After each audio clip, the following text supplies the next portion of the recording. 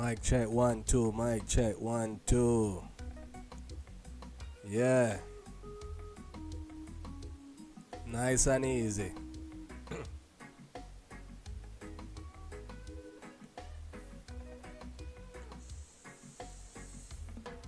Yes,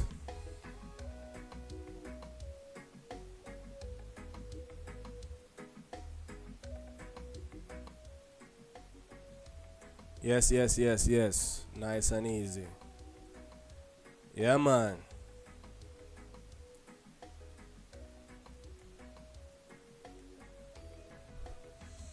So, greetings and good evening to you all. This is Jovi here once again with Wild Thoughts on JMRB Media. Yes, yes, yes. Welcome, welcome, welcome.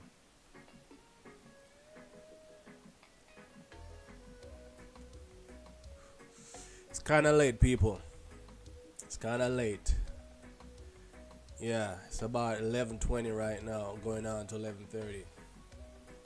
Yeah, on the West Coast, California to be exact. Yeah, but you know what? This is my time of day. Unfortunately, when you're in my shoes, where you have a lot to do throughout your day. You got kids. You know. Hold on, let me get this guy off of my screen. Okay, there you are. Let's skip this guy right here. Yeah.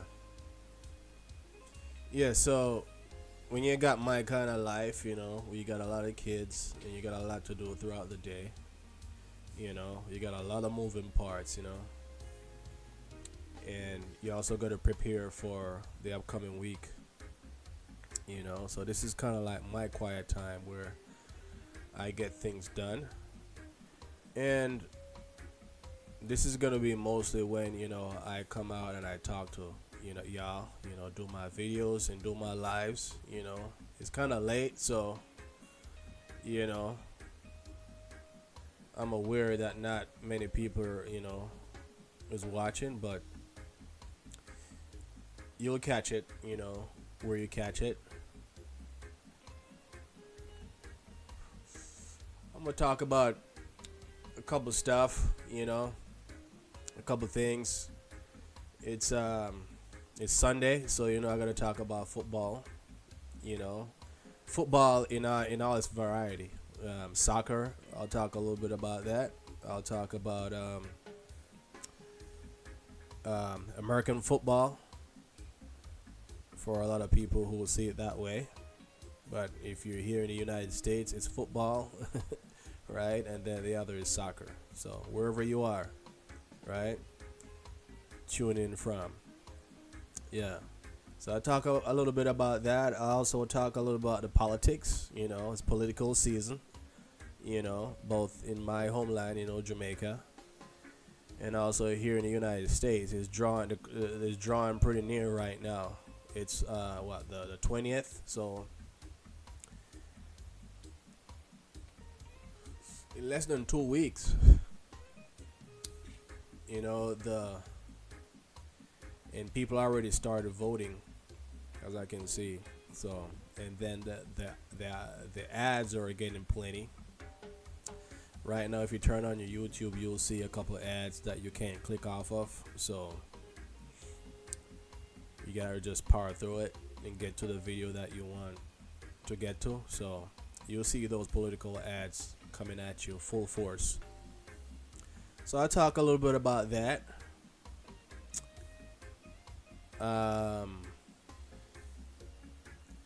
I'm gonna talk about Finsac. The Finsac report is being released. The finance minister. I'm talking about Jamaican finance minister released, or the ministry released the Finsac report. Long awaited. It's not completed. It's pretty lengthy though. So I'm gonna talk about that a little bit, and yeah, I'm gonna talk about that a little bit. Where I am at in the report, I am reading it.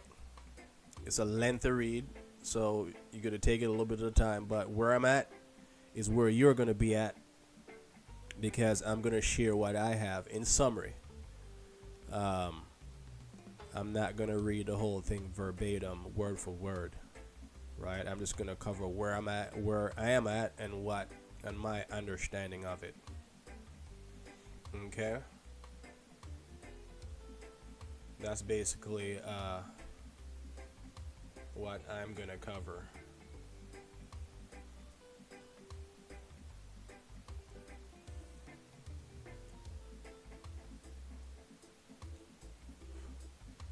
And as I said, I'm gonna cover the politics a little bit here in the in the United States. Elon Musk is on the campaign trail. I'm gonna talk about him a little bit.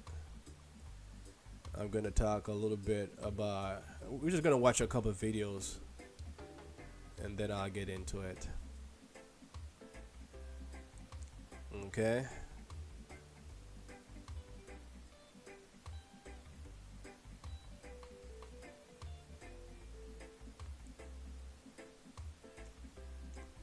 But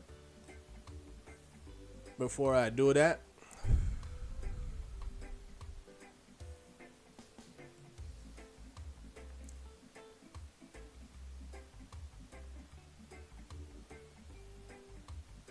let's get this intro out of the way.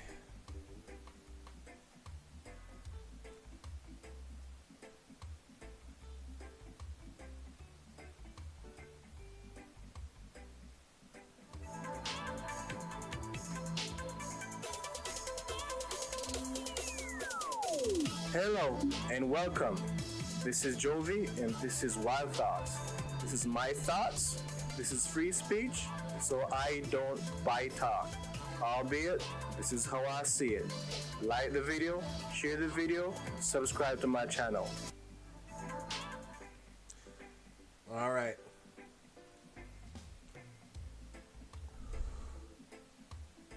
Yeah, so where do we start? Yeah, so let's talk about some sports, right? So football Sunday. Let's start off with the big bad Chiefs.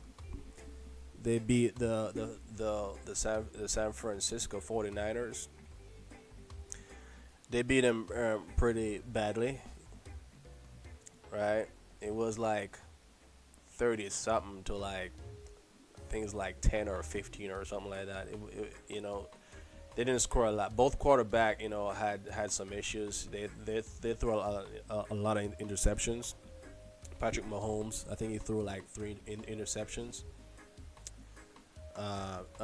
Brock Purdy threw some interceptions as well. So it was going back and forth a little bit. Both quarterback throwing interceptions. So it was kind of a skid start for both teams, but Kansas City Chiefs is not the team you want to have issues with, right? They're gonna find a way to beat you, and they did. Let me turn this off. Forgive my manners. Yeah, they have a lot of issues. The Niners did, and the Chiefs is gonna find a way to beat you. Interesting game. The what do you call it? The Detroit Lions, and the Minnesota Vikings. That one came down to the wire. It came down to a field goal, and the Lions prevailed. Right. So that one was a very hard fought game. Russell Wilson started today for the Steelers, and he laid it onto the Jets. Right. I think it was what? What was the score?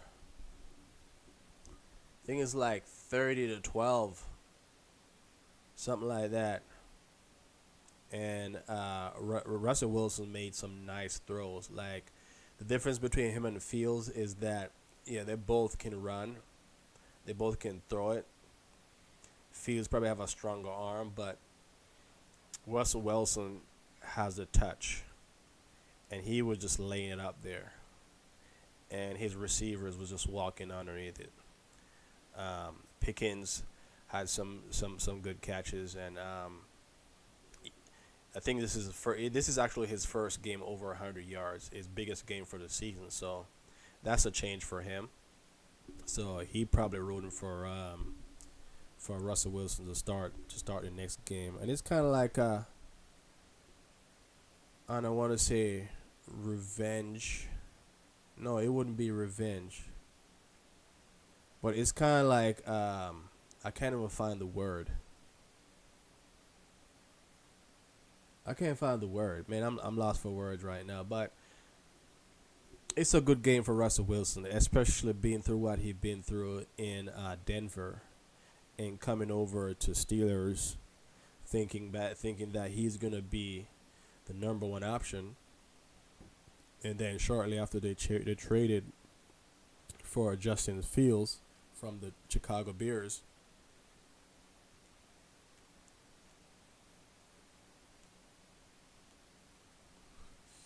And once they traded for Justin Fields, now you have like a quarterback, like I don't want to say controversy, but a quarterback competition. They're both competing for the top spot. Russell Wilson kind of got the nod, prior to starting the season, for week 1, but a calf injury had derailed him, so he had to sit on the sideline for a little bit, and then Fields started, and he came out hot. He won the front. Justin Fields he won his first 3 games. Kind of hit a brick wall a little bit. They lost 2, and then he won one last week, so they were 4-2. But nevertheless, the coach Mike Tomlin decided to give Russell Wilson a nod, and he came out and he played pretty good. I think that's their highest scoring game for the season. So, and that's what happened with the Steelers offense. The Steelers offense been lagging for the past few seasons because they've been having some quarterback issues once Ben Roethlisberger retired. So. Great game. Yeah, this was a redemption game. That's the word I was trying to find. It was a redemption game for Russell Wilson. So great game for him. Kudos to him. I would like to see him continue to have success as he did in man, there's a fly here. Where did he come from? Yeah. Hopefully he have success or continue to have success as he did in Seattle, going to a Super Bowl in his rookie season, and then follow up his sophomore season with a Super Bowl appearance and got beat by, Tom Brady, But that game he balled out. Russell Wilson was actually playing better than Tom Brady for most of that game. That's kind of revisionist history, but throwing interception, the last play. Pretty much the last play of the game, and that iced it for New England Patriots, and they won that year. And then Russell Wilson has had some great seasons. He put together some great seasons, in Seattle. After that, to where he was, among the top quarterbacks in the league. It kind of hit, like he was kind of going down for a little bit. I guess, things was getting old over there. A lot of the players was leaving. There was Marshawn Lynch left, went to the Raiders. They still had a good team, but it still wasn't as it was before. right? He got traded to the Denver Broncos. First year didn't play that well. Second year, he was fighting for his life. He played a pretty good season last year, but it was mainly to secure another contract elsewhere. Him and the coaches couldn't get along, so I'm happy for him. Deshaun Watson, he got hurt. As Shannon Sharp and on Nightcap said, this guy just can't catch a break. He was actually playing well for the first time. 15 of 17, 17 attempts, 15 completions for I think it's like a buck 20, buck 20 yards, and then he possibly tore his Achilles. So he's pretty much gone for the rest of the season. If that's what happened, he's pretty much gone for the rest of the season, right? The backup came in, Torian Thompson, and then he got nicked. So Jameis Winston had to get dressed because he was actually scratched for the game. He had to come in and play the rest of the game. He was 5 of 11 for I think it's 64 yards. So they lost the game though. They got beat by the Bengals, who had a rough start, but they're kind of hitting their stride a little bit. So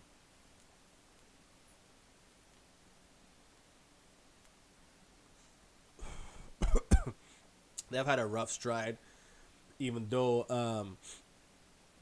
they have a rough couple of games. Even though Joe Burrow has been playing well, and he's back from being injured. So man, this flag is gonna.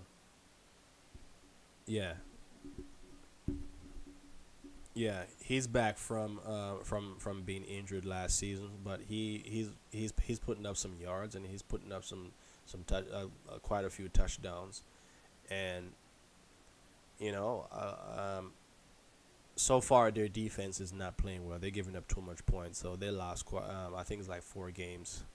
So, but luckily they won. They played against the Cleveland Browns, which is Deshaun Watson team, of course. And now I think they ended up to be 1-6.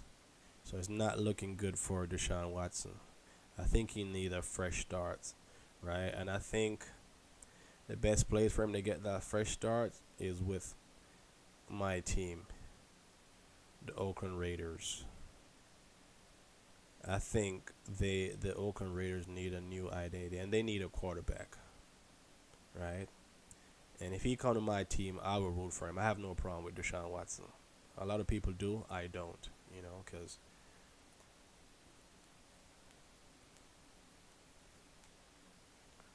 of various reasons, right? What other game do I want to talk about? Yeah, so the Jets lost, right? They played the Steelers. So Aaron Rodgers, he played all right, but he threw a few picks. So turned over the ball, put the ball in Russell Wilson's hand. They were, as I said, Russell Wilson was laying them up there, and they won that game, right? Who else won that I want to talk about? Jacksonville Jaguars, they won their game. I think they scored 32 points. I think that's their highest scoring game for the season. So they won their game. I think they're like 2-4 now. Who else? Who has played today?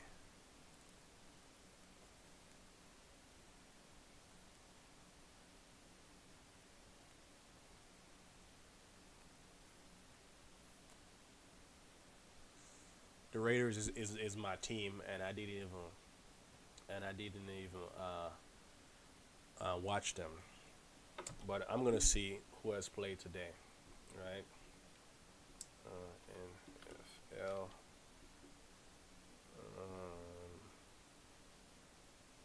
Scores. Oh yeah, the Commanders beat the the Commanders beat the Panthers 40-7. They're not playing good. They changed the quarterback because you know their quarterback wasn't playing well. So they handed over until Andy Dalton, and he wasn't playing well either. So they lost that game. The Eagles beat the Giants. The Giants is not playing good at all. At all. They're probably going to need a quarterback, right? The the Eagles scored 28. Giants only scored 3. Um, Saquon Barkley, he put up 176 yards rushing on the Giants, his former team actually. So that was that for them, right? Who has played today?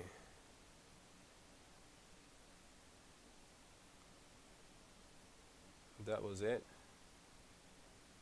Yeah, the Raiders lost to Raiders lost to the Rams, LA Rams, 20-15. Seattle Seahawks, they won their game 34-14. They beat the Falcons. And then Titans lost to the Bills, um, 34-10. So there's quite a few high-scoring game. Another close game was the Texans and Packers. Packers won. That one came down to the wire as well. But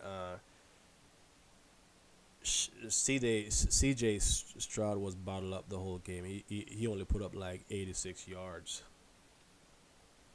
So that was a rough game for them. Okay. Now to the Premier League. Let me see what's going on. My team won, which I have quite a few teams in the Premier League actually, but who I wanted to win, right? But first and foremost, the Aston Villa, they won. See, I gotta keep puffing my cigar because I don't want it to.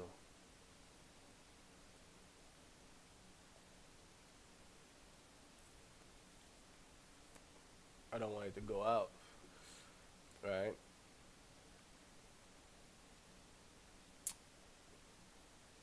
Yeah, Aston Villa won. I think it was what 3-1. Man City beat the Wolves, and that came down to the last minute. Right, they scored a header, and they won 2-1. Liverpool beat Chelsea. You know, I kind of like Liverpool. I don't follow them that much because I follow players. You see, I'm not diehard at anything, right? I'm not diehard at anything at all, right? I can root for different teams, right? And I can root for Liverpool. I just can't root for Chelsea. Sterling went over there, and I couldn't root for Chelsea. I just don't like Chelsea at all. I don't know why. I just don't like them, right? But Arsenal lost to Bournemouth. Bournemouth, depends on how you pronounce that. Um, uh, they lost 2-0, right? And then where is it? And Man U won their game 2-1 versus Brentford or Brentford. Is that how you say it? Yeah. And that's pretty much the team that I really care about, you know. Um, Yeah, that's pretty much the team I really care about. You know, I only see the highlights. I didn't know if Leon Bailey played real well. Because it seemed like the ball was being played, on the other side of the field for some reason. Most of what I see in the highlights, so I didn't really see, Leon touch the ball that much to where he could make, much plays. But I didn't watch the entire game. I don't really have time for that, to be honest with you. So most of these games, I gotta. Oh, I need to change this. Hold on. I need to change this. Let me see here. Take this off right here. And I'm gonna put here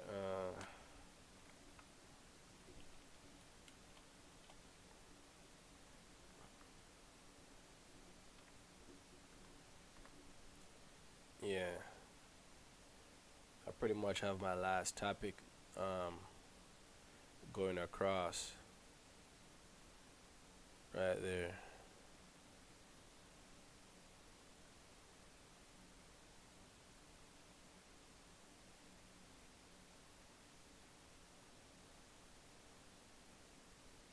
Let me see.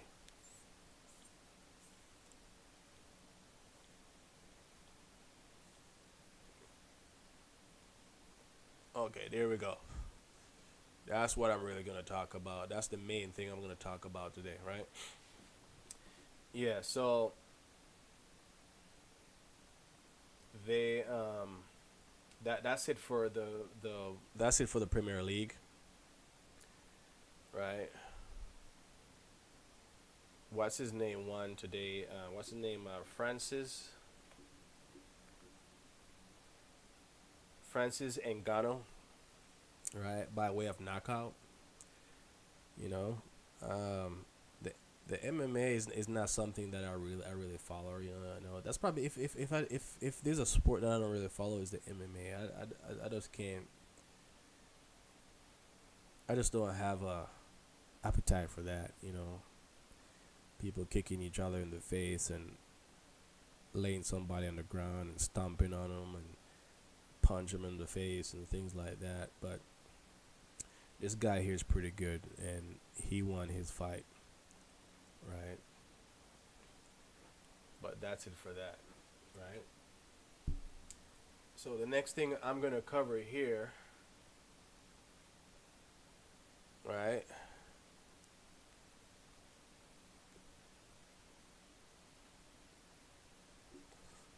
Yeah.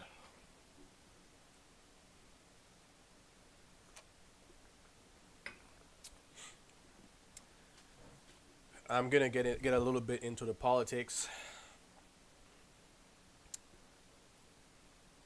Let me see here.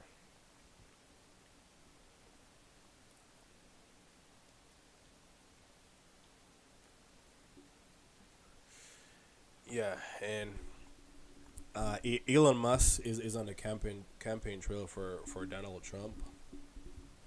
You know, Elon Musk normally voted, you know, a Democrat. As a matter of fact, in the last election, I don't think he ever voted for Trump. To be honest with you, the last election he voted for Biden, and I think he voted for Hillary, right? But I'm pretty sure he didn't vote for Trump in the last election, right? Um, but he's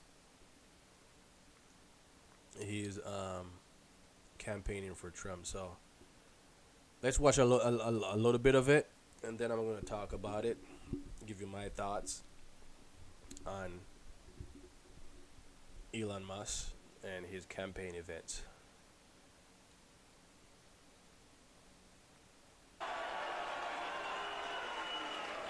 Wow, this is amazingly great energy.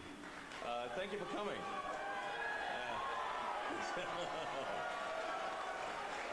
So I'm holding my phone since we're doing sort of a live spaces as well as a video cast. So I'm holding my phone for that reason. If you see me holding, why is he holding his phone? we're doing a live X Spaces at the same time as a video stream. So I'll be able to take some questions from, obviously, as many questions as possible from the audience and as well from people online. But as you can see, I'm obviously here in person. This is me, not a clone of me.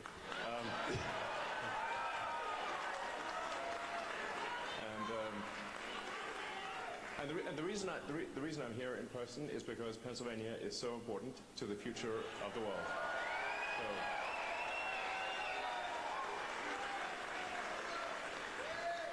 you know,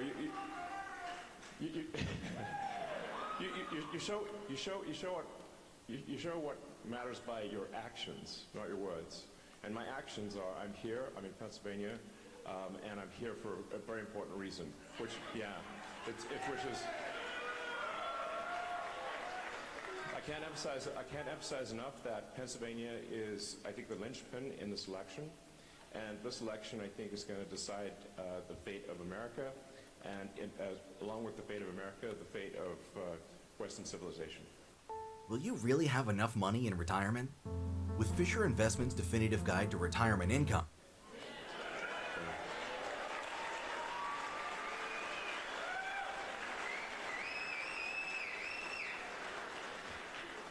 And I think the things we all want are simple, sensible, I think common sense things.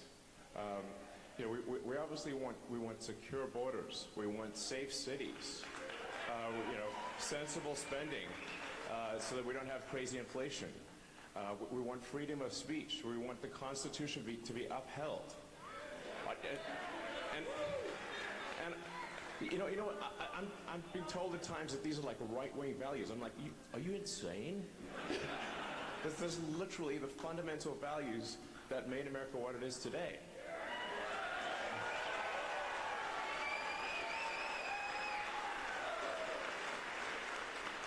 And anyone who's against those things is fundamentally anti-American. And the hell with them.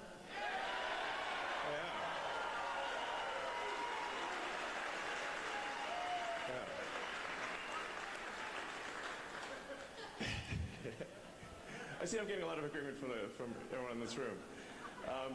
So, yeah. So, and you know, I actually lived in Pennsylvania for 3 years, by the way. I'm no stranger to the state. I lived in the city for 3 years. I went to school here. So, yeah, so I know the state. I'm not some, you know, just arrived situation. You know, I've been here, spent 3 years of my life here. So it's a great state, love it, you know, and yeah, yeah, it was awesome. But you know, the thing is, like I was talking to friends of mine who, like when I went to Penn, it was very dangerous at the time, but everyone thought it would get better would get better as the years went on. You know, one of the issues was like students would get killed from time to time, and that's pretty bad, obviously. And I was talking to someone who recently graduated from Penn. They said, actually, it's worse. And I'm like, it's worse? What the hell is going on? You know? It's like, yeah. Well, yeah. I mean, the reality is that if someone is a violent criminal, you know, where they either are unable to control their violence or they like it, if you do not incarcerate them, they will hurt people. That's what it comes down to.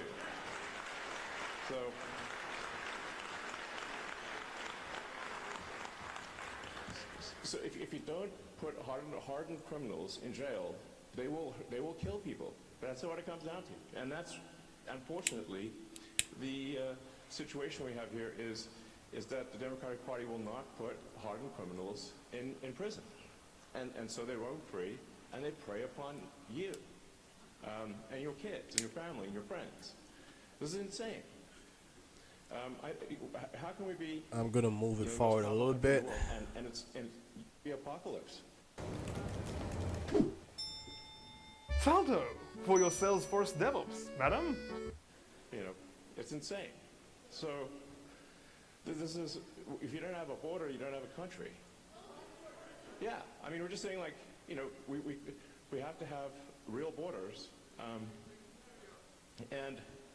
or if you don't have real borders, you don't have a real country. And doesn't always appear that the way Elon Musk speaks, it just always seems like he's nervous. I don't think he's nervous, but the way he speaks, it just seems like he's nervous.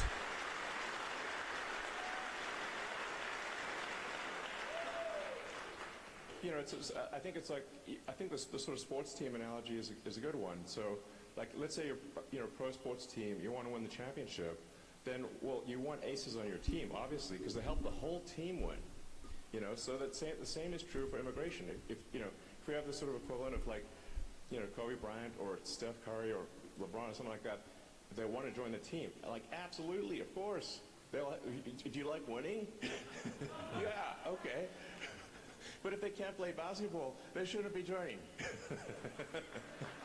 So that's real important. And yeah, and then something that doesn't get a lot of attention is the fact that the federal government is spending America into bankruptcy. You know, which is crazy. It's sort of, and that's really what leads to inflation. Is that when the government spends more than it brings in, that's what causes inflation. Yeah, so it's just a pernicious tax. So there has to be we have to radically reduce the amount of government spending so that we don't rack up a debt that is impossible to repay and drive the country to bankruptcy.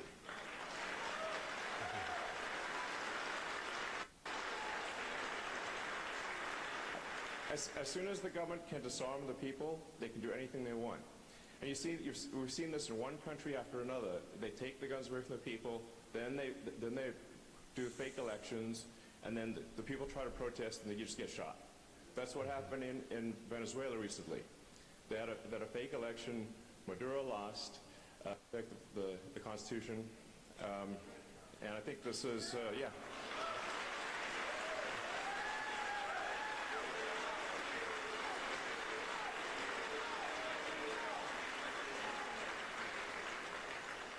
So you know, for all those reasons, that's why, you know, after thinking about it hard, it was very clear to me that Donald Trump has to win this election. It really does. I'm gonna go back and see why he said that.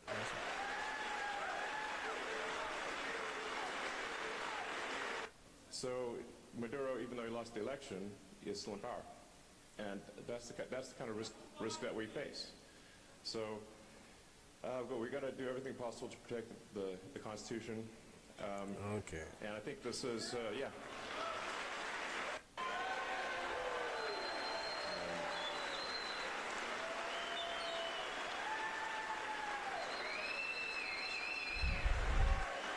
You see. Yeah. And so. You see, I'm a fan of Elon Musk, you know what I mean? I was a fan when he was a Democrat. I'm not going to stop being a fan because he is a Republican, you know what I'm saying? After all, he's a person, right? And the issue what I see, not just here in America, is just, you know, it's all over the world right now, but especially in the country where I'm from, you know, people don't listen to people anymore, you know what I mean? We don't listen to people that we don't like hearing, you know what I mean? We want to be in more of a think tank environment that we kind of, you know, layer our mind or laced our mind with just all the thoughts that confirm what we already thinking, you know what I mean? And you got to listen to other people. Right, so I listen to everybody.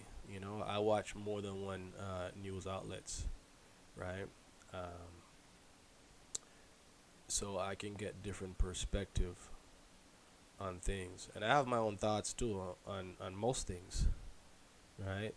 Don't think that I just take in information. I put out information too, right? But yeah, I listen to everything. I think the most important thing that you can do, and what I'm asking everyone to do, is make sure that you're registered to vote, that you know that you and then vote early, and we could. I think that's a different kind of message. The last election, the Republicans was actually telling people not to vote early. I guess because they had a grand strategy of claiming that the election was stolen. So now they're singing a different music. Go vote early because we want all our early votes to count, right? And we don't want you to show up on the day of election and then a lot of y'all don't get to vote. We need as much of y'all to vote as possible. So this is a different kind of message that they're sending in this election. I think we see this election decided in Pennsylvania by And when I say we, I'm talking about them, right? That's kind of what they're saying. Yeah. it could be 10,000 votes, it could be 1,000 votes, it could be 10 votes, it could be some very tiny number. So every incremental person is a huge difference. We possibly do. So with that, I'm happy to answer questions or take. Why do so many e-commerce businesses fail, despite having an amazing quality product that actually This is helps people? Well, it has nothing. This is kind of the part that I want to get to, the questions part. Thank you.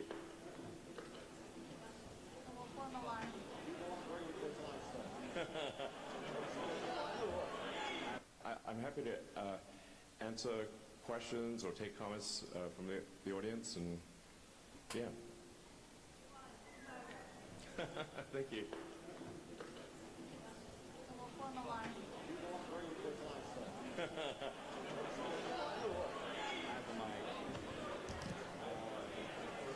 We'll do one question per person, okay? Yeah, I have the mic. Yeah. Where's the line? All right. Here. Elon, first of all, welcome to Ridley Township, Thank you. Delaware County, and welcome to Ridley School District and our beautiful high school. Yeah. Because you made this your first stop, we'd love to make you an honorary Ridley Raider. Thank you. I'd like to give you this shirt, football jersey.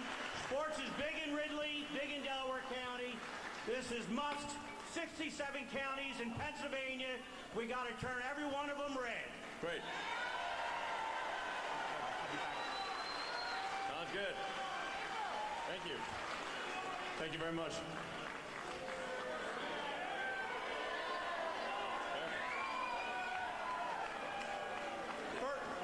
First question is, what can all of us here, everybody in this auditorium, everybody watching the live stream, what can we do now to make sure we get Donald Trump across the finish line in Pennsylvania and everywhere else in this country?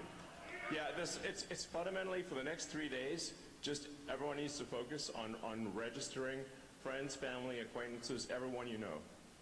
Because if you're not registered by Monday, that's why I'm being sort of repetitive about this and really emphasizing this. Anyone not registered by Monday evening, or if they're registered incorrectly, their vote won't count.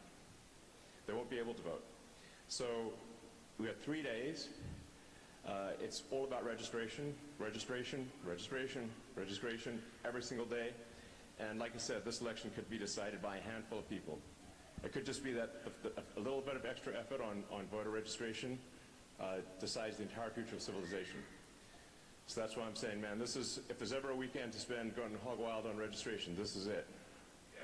Yeah. Yeah. Whoa.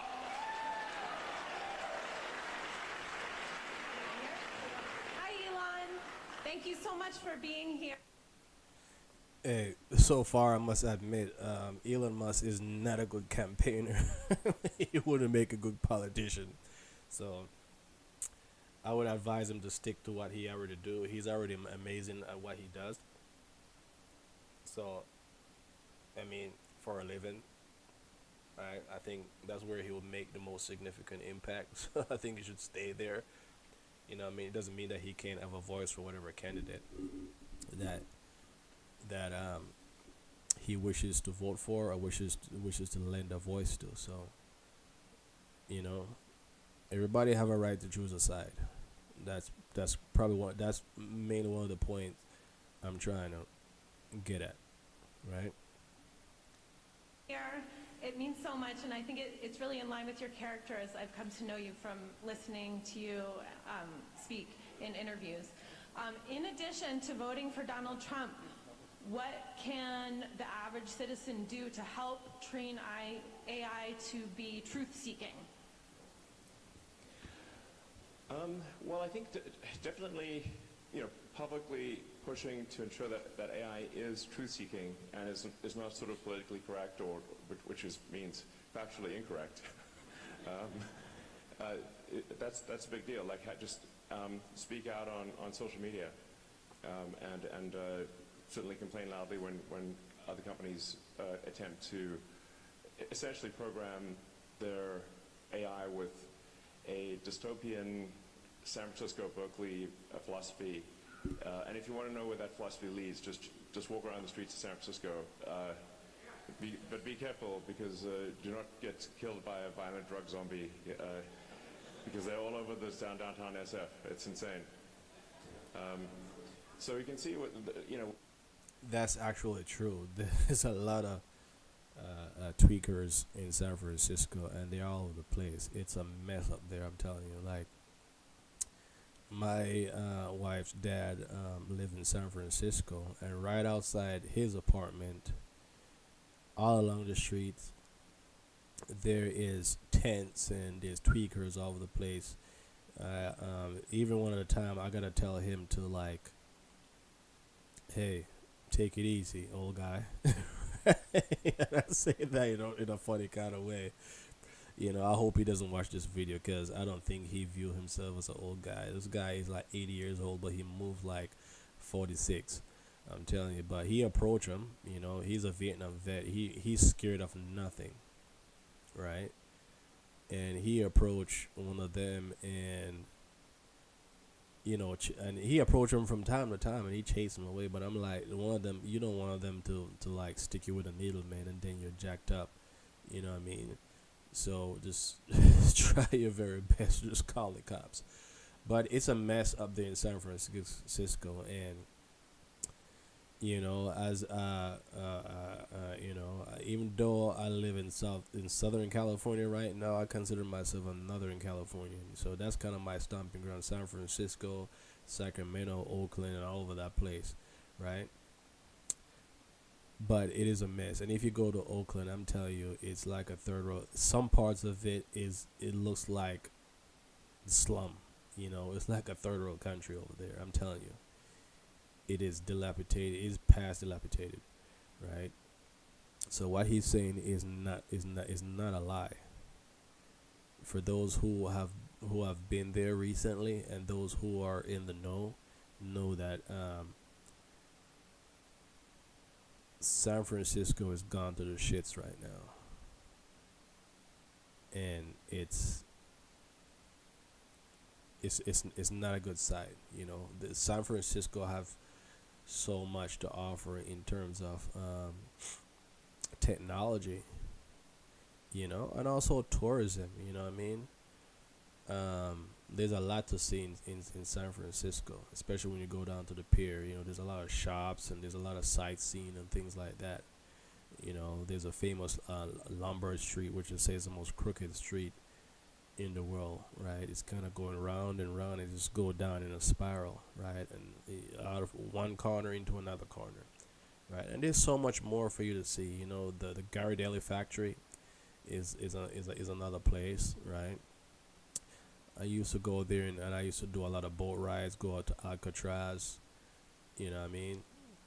And then you come back and you sit on the pier, and there's nice restaurants there that you can sit down and grab a bite.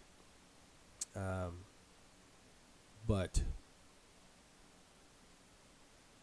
yeah, and then if you want to go see the seals, they have their little board there that they just come and just hop on, and then they just make their little sea lion noises, and it's just a wonderful sight. The seagulls. You have people out there in the pier. They're doing the Michael Jackson slide. There's people out there doing art. People out there. There was even this Trinidadian out there playing like the pans, right? Yeah. and then you sit on the bench. You know, you might get pooped on by a seagull, but it was just a wonderful thing to do. It's cold as heck too, but once you layer it up, it's a nice place to be at. Very expensive though. I don't think I would live there, but it's a nice place to visit, right? I mean, if you have reason to live there, by all means, you know what I mean? Because one thing I believe, right? Even though they say California, the it's very high as it relates to standard of living, but I think everything kind of square off, because if you live in an area that have a high standard of living, right, it means that your wages and your salary also matches up. You know what I mean? And that's anywhere you're going in California, right? You may want to go into the Midwest. You want to live, and you may want to pay $130 for a house, but you might end up working for $13 an hour just the same. You know what I mean? The wages matches up anywhere you go. I just think it's when it comes to like, oh, come over here because you don't pay income taxes, or you don't pay this kind of taxes.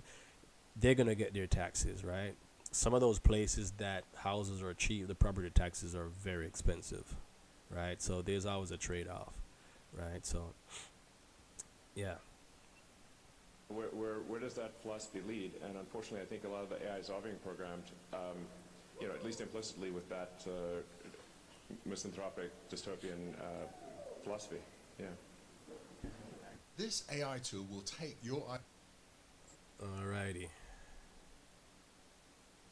I'm gonna stop that for now, and then I'm gonna go into something else, right? I was watching this the other day, and I find it. The campaign, and finally, we are at the closing message. This is about what it means to be a man.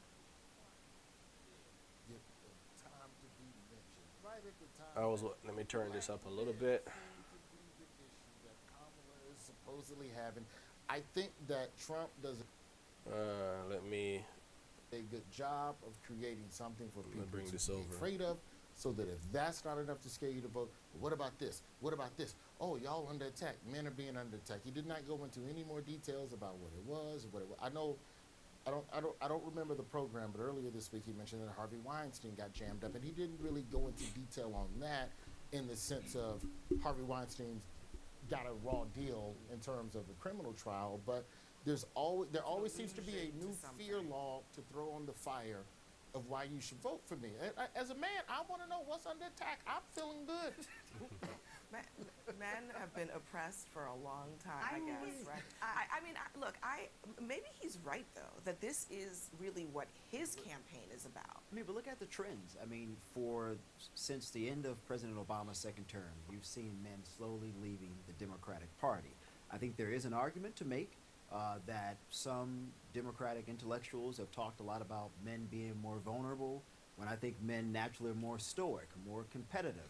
I think a lot of men will look I think so. I think a lot of conservative men will look at the Democratic Party. I don't want to get into like a manhood debate. No, I know, but Abby, I think the critique would be from Republicans that Democrats are arguing for a new manliness. And Republicans would say, no, we are protecting traditional masculinity. And I think there's an argument to be made there. I would say, as someone who's married to a man, and I'm raising a man, and I'm not a man, first of all, I think it's hilarious we're talking about manhood when women are the one being attacked across the country. I find that hilarious. We're the ones whose rights are under attack.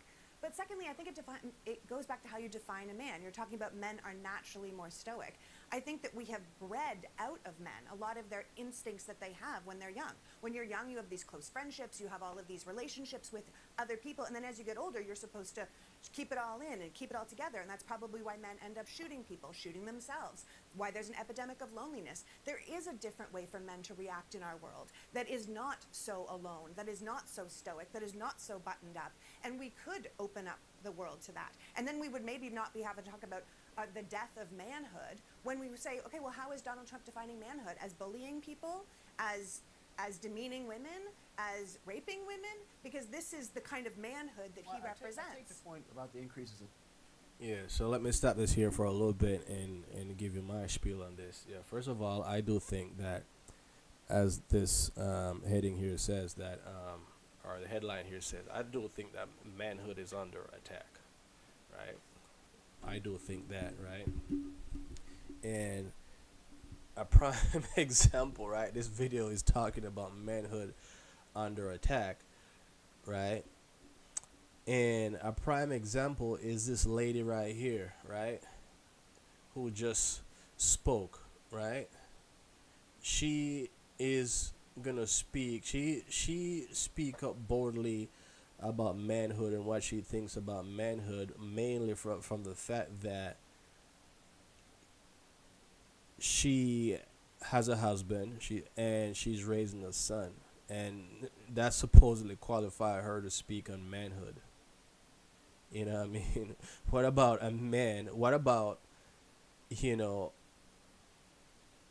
when it comes to manhood, you have 4 men on this panel, right? Right? And that's the thing. The females or women are driving the narrative about everything, right? Even as it relates to manhood, right? This is a time when the 2 women right here, I think, should say, let me sit back and listen to the men express themselves. See who agree with the topic or the head or the headline or whatever Trump says, and who disagree and why they disagree, right? Right? But if you're gonna watch this out, you're gonna see that the women are doing the most talking, right? And I call these dudes like weak. These weak jellyback men. I have 2 women, 4 of them sitting up here, right? And he says stoic, just sit there, right? And have them driving the narrative about what manhood is and what manhood should be and how men should react. Let a man tell you how they feel, man, and or what they think. You know what I mean? Like, it's crappy, and manhood has been it's not now the conversation is being brought up and is been put on the forefront, mainly by quite a few people. Andrew Tate is one of them. Now you see Trump talking about it, right? Corey Holcomb just did an interview on Cam Newton, and he's talking about it, in a comedic kind of way. But when it comes to comedy, you always realize that there's a lot of truth, even though they make it funny. Corey Holcomb is a really good comedian, by the way, but even though they make it funny, there's some underlying truth there.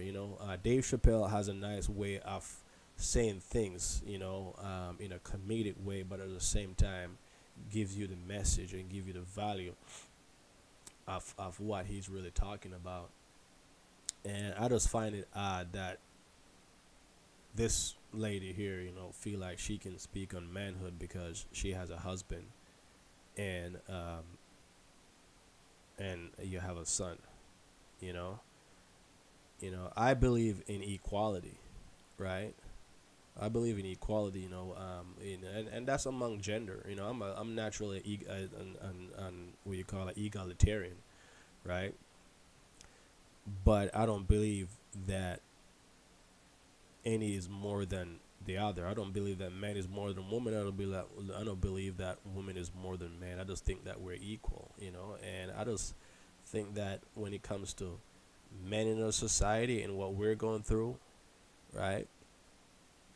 And I just think the women are driving the narrative, right? And it's time that we step up and drive the narrative, right? I would like to see these guys. You see these guys, this guy right here, he's trying to say something, but he's still kind of more reserved with it. I would like, just like how she stepped up and was animated with it and shrugging her shoulders, and I would like to see him like pointing to the desk, and like saying something. Like, hey, this is what is really going on for real. There's some real issues going on here. You know what I mean? Not in an angry kind of way, but more of driving home the point.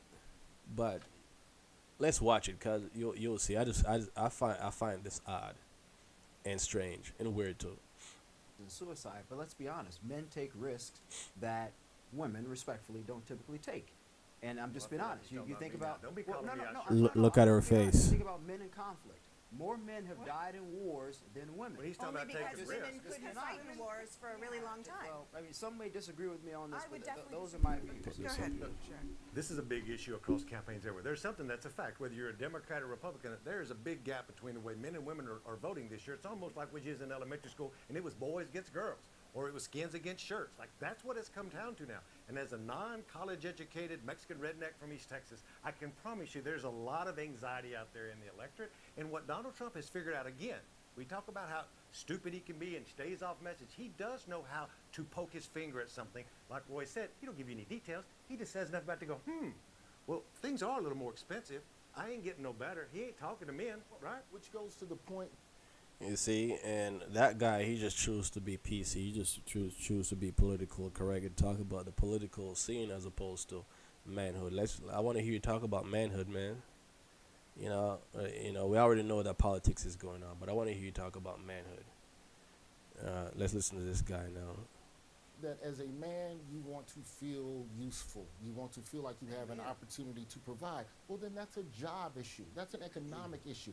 That's not a gender attack issue. And so if Trump can get you thinking strictly in gender economic, because even as a man, if you wanted to be expressive, if you wanted to go to therapy, what does it cost? You can't afford it even if you wanted to go. That's a healthcare issue. So if you want to talk about this issue of loneliness and men feeling alone and not being able to provide, and you can't get a job and you can't get a date because you ugly, these are all tied to other issues. I feel seen too again. Again. I mean, you know what? Today, Barack Obama was in Arizona, and you mentioned Latino men.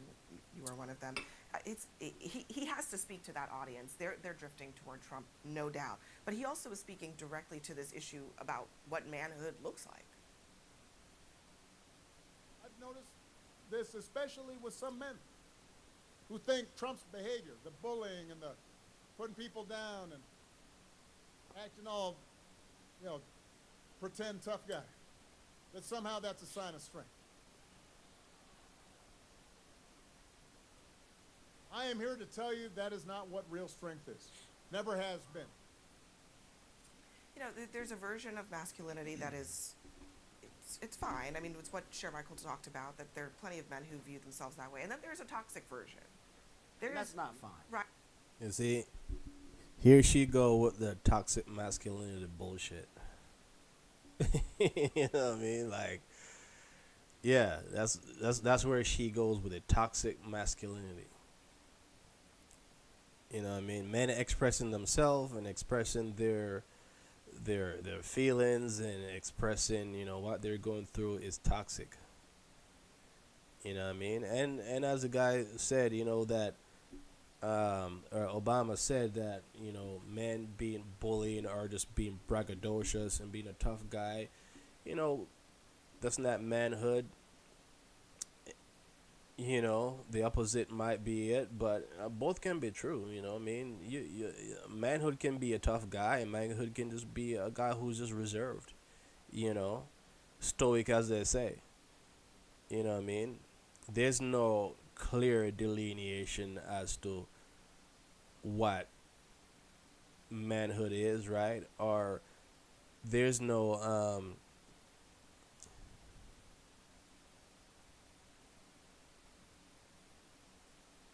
I don't want to say a threshold, but yeah, both can be true. Manhood can be a tough guy, right? Because you need tough guy in this world, right? And what the guy said earlier on, most men are expected to go to war and strap a rifle on their back and make motherfuckers die for their country, right? Most men are expected to do that. At least the 1%ers, as they say when I was in the military, that 1% of us qualified to make in the military. You're big, you're strong, you're healthy, you're fit, right? You're expected to go there, and you're able to. You should go defend democracy. Not to say that women are not in the military. Yes, they are. And their contribution is very significant, right?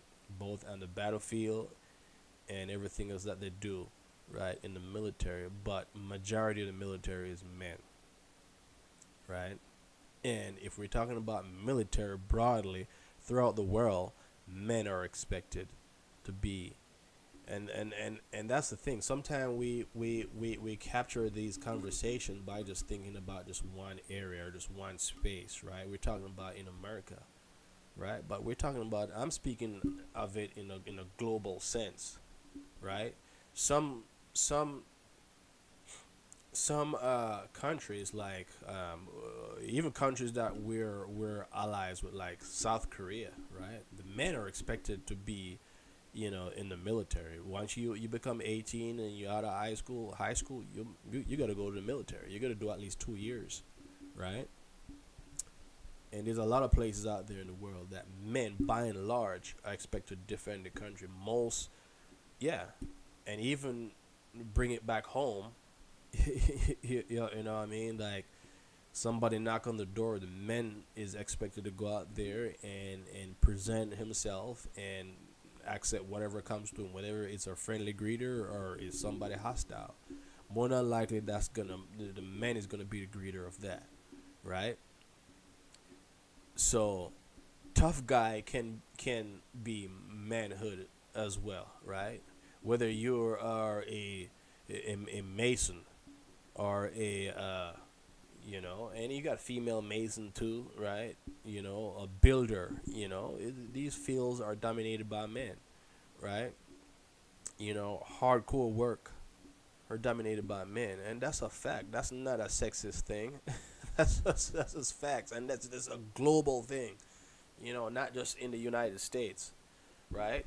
So when we speak of these things, if we're just speaking of just one area or just one landmass, then we can get caught up, talking, our not giving the subject any justice because we're just speaking about America.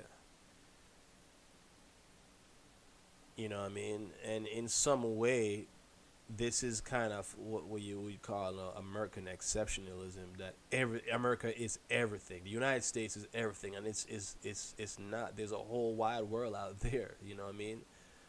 So if we're gonna attack this subject from a global perspective, you would say that hardcore work is probably dominated by men, tough guys, right? You go out there, you bang a finger, you're expected to continue working, right? You're expected to bring it home, make sure your family eats, right? So, yeah, but that's where she went with it. She went toxic masculinity, you know what I mean? And if you want men to agree with you, that's not where you should go with it. You know what I mean? You probably want to stay far away from that. Right? Like, there is definitely a toxic version, and it does seem like Trump doesn't mind speaking to that too. No, I was going to speak up earlier, but I was being stoic over here. Good for you. So you could have a really good, productive conversation about men leaving the workforce, able-bodied, perfectly healthy, and not working, either collecting benefits or playing video games or whatever they're doing, not getting married, the birth rate going down, the entire process of maturing and becoming a full-grown, responsible man. And I think that marriage and fatherhood are practically irreplaceable portions of that. We could have a real good conversation about that. Donald Trump, the thrice-married, notorious philanderer, cover of the New York Post, best sex I ever had, that he was leaking himself to to John Barron. Not the guy. 4 bankruptcies. This is not a role model of responsible living. If Donald Trump hadn't been born, and inherited an enormous amount of wealth, the terrible decisions that he has made with his life would have caught up with him. But when you are born on third base, you have this enormous advantage. So it can't be a good role model for manhood. It can't be a role model. He's kind of an anti-role model. He's kind of what you don't want your kids to grow up to be. I mean, it's crazy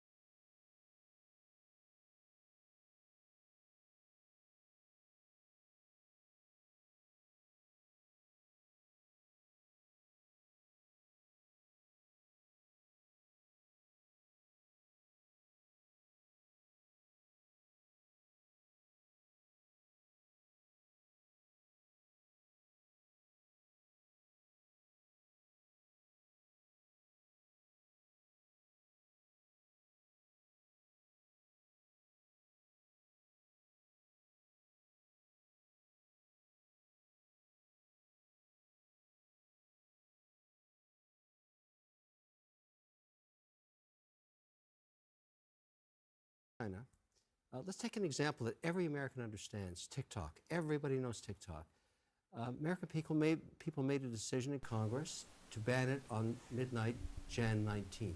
Turns out my Supreme mic Leader was of mute China on that said, one. No, we're going to use your court systems to litigate the... Yeah, so before I go into this video, right, it turns out that my mic was mute on that one. But anyway, what I was trying to say that I would like to see if a panel of 4 men and 2 women, right, you would think that the men, and they're talking about a topic, I would think about manhood. I would think that the man would be the one driving that conversation, you know, expressing what's really going on, how, you know, they think they're being treated, you know, by society, you know what I mean, how they're viewed in society, their value in society, and I'm talking about modern society, right? So I said as I was saying, I would like to see a panel of 4 women and 2 men sitting there driving the conversation about feminism or just being a woman or being a female. That would never happen, right? So this video was interesting, you know, and then as I was saying that I don't really get up and think about this, you know, every day, you know, on a day-to-day basis, you know, and masculinity and manhood and all this stuff. And I don't really talk about it every day, but seeing a video like this, you know, it kind of jumps out at me, and it kind of solidify what I already think about the whole conversation around manhood, is that women are driving that conversation. I don't think it should be that way. I think men should drive the conversation about manhood, and women drive the conversation about feminism. You know what I mean? We all need to hear each other out, right? But it's kind of like you wouldn't let a pilot come tell you about if let's phrase it this way. You have an issue, you have a broken finger, right? You're probably going to want to see a doctor. Probably want to hear what a doctor say. You don't want a pilot to come take your broken finger. You know what I mean? A broken arm, you know, a punctured lung, right? You want a doctor to deal with that issue, right? Just like you want a pilot to fly the plane, right? So yeah, let men talk about men stuff and let women talk about women stuff. And I said both can be true. Tough guy can exercise manhood, and also you know, I want to say reserved men can exercise manhood at the end of the day. You know, bullyism, anybody can be a bully. Both men and women can be a bully. So that's kind of out of it, and that's based on what Obama said. You know, so even though I'm a fan of Obama, it doesn't mean that I'm gonna agree with everything that he says, right? This next video here, Kevin O'Leary, and he's a wealthy guy. I don't want to say he's a billionaire. I think he's a billionaire, but I don't know, right? But he's a member of the Shark Tank, the show where people go in and they pitch their business idea and they invest, like a venture capitalist kind of format, right? He's on there and he's an investor in real life, right? And they're talking about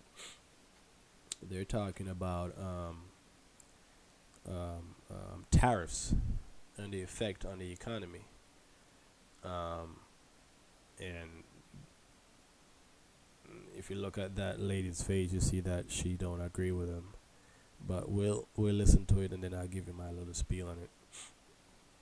The American people, so that doesn't happen. I can't do that in China.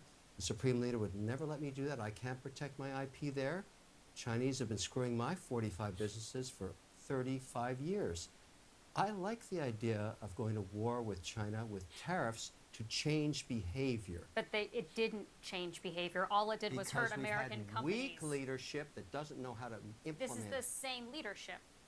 It was No, Trump who it launched started the with trade Biden, war with. then it was Clinton saying, let's democratize China, let's show them democracy, and they'll play fair in the But to, they'll play fair okay, in the but to WTO. Catherine's point, It's she's time saying, to raise tariffs at China to 400%. hang on a second. Trump already raised tariffs on China. Not enough. Not there enough. have been many studies The showing Supreme- that U.S. companies and consumers are I the ones love who the bore the cost. academic study. I'm doing Okay, real okay. business in China. I'm actually Okay. doing business Yeah, there.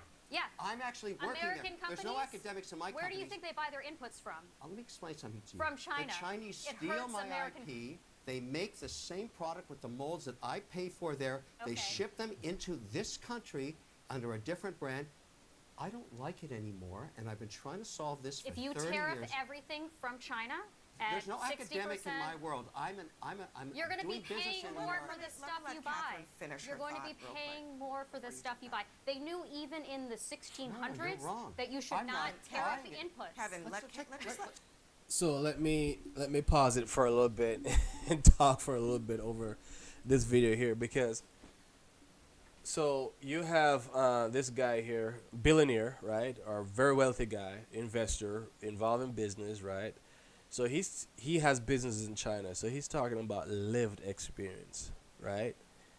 He's mentioning her as an academic, right?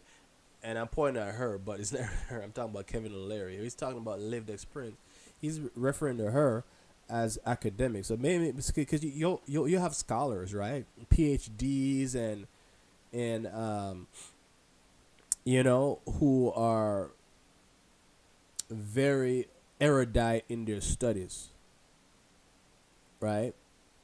But studies is different from lived experience. This guy is telling you his experience and why he think there should be more tariffs on China, which is pretty means that he should squeeze them, right?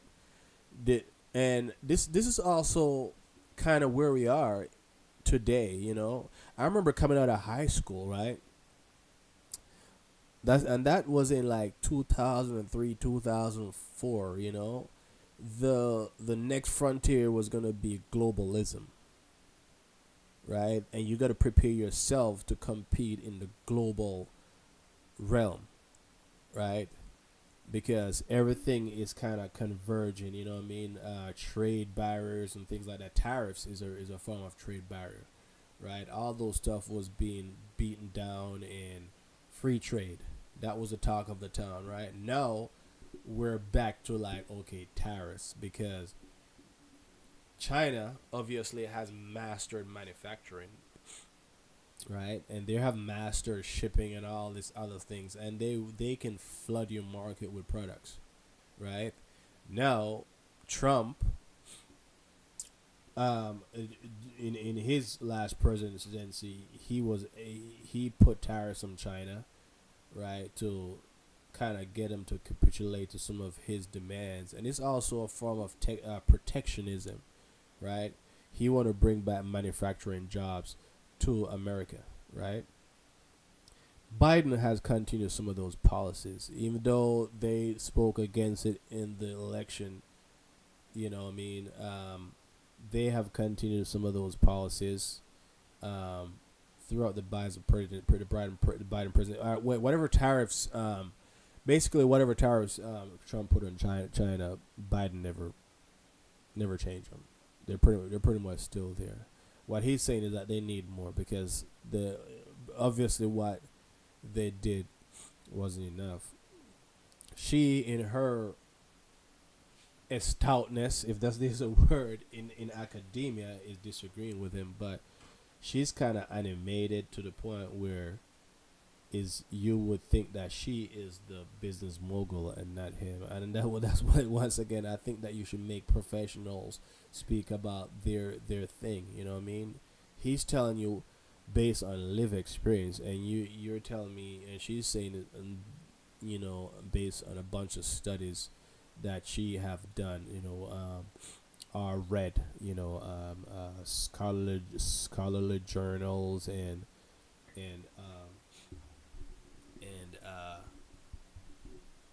you name it, right? 50 Cent once said something about business, right? You know, and I've had to learn that too because you know, I dabble in business as well. You know what I mean? I'm not the shrewd businessman as most people are, like Kevin O'Leary, or you know, even lesser than that. You know, I'm just at the beginning stages. You know, I'm still learning, right? But 50 Cent said that business is a talent. So it's kind of like something you're born with, right? Because otherwise, all the college professors, you know, Princeton, Stanford, Oxford, you know, what's the big one in the U.S.? There's this big one in the U.S. Those Ivy League professors, all of them would be the best business people. They would be probably the most wealthiest. Why are they not the wealthiest? Right? They have all the knowledge. They can roll it off their tongue every day, but still they're not the most wealthy. It could be just the career that they choose. They choose to impart knowledge as opposed to make money, you know, or create a business. But most would create a business if they have the talent to do it. That's basically what 50 Cent is saying, doing. So with doing business, you need talent, right? You know, you can acquire some skills and you can acquire a lot of knowledge, but most business people, they have the talent.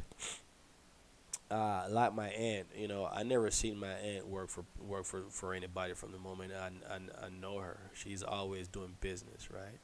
But most business people, and she's not the brightest either, but most people like that, they hire people from, you know, Yale is what was the school I was looking for. They hire people from those universities to run the day-to-day operation of the business, even the CEOs and the CFOs, and they hire them to run it. But who's calling the shots is the one with the talent, right?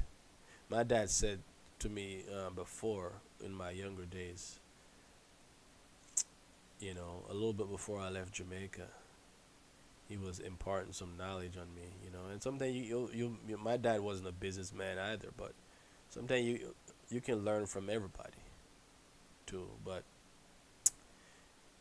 he was saying that the A student will always work for the B and the C student. No, the A and the B student, he said, will always work for the C student. And his rationale behind it is that the C student knows that there's a strong likelihood that he or she's not going to get a job, or not going to be the best candidate for a job, or maybe the job that they so desire, right? It's more likely going to be the A and the B student. So what the C student do is that they go start a business. And what they do is that they hire the A and the B student to run the business, right? And not necessarily true in all circumstances and all instances, but you see a lot of that play out in real life, in the real world, right? But I'm gonna watch a little bit more of this and say something else if I do have something else to say. But I find this video interesting that I want to talk about as well. Let's just take a yoga mat. Every American. Have a 400% tariff on a yoga mat. We'll make it in Vietnam, or make it in India, or make it in America. We won't buy anything from China. And the It will Supreme Leader still be will more come, expensive. He'll come It to New will York. be more expensive. No. Absolutely it We would won't be. buy it from there. Wait, What do you mean we but won't buy also, it from there? Hold on 1 second, because I get the Why back are you and raising forth, the price? But Kevin, you're having a different. This is always what happens when we talk about Trump and the economy. People come Nothing on to do here. with Trump. Hang on. We're talking about No, China. just hang on. People come on the show, and then they defend a different economic policy than the one that Trump is advocating. He says in the clip, "What am I going to do? Negotiate with China or Mexico?" He doesn't want to negotiate. He says you're not going to get anything from them. Okay, that's what he says. He does not want to negotiate. Also, the question I asked you is, where is the rest of the plan? Where is the rest of the economic plan?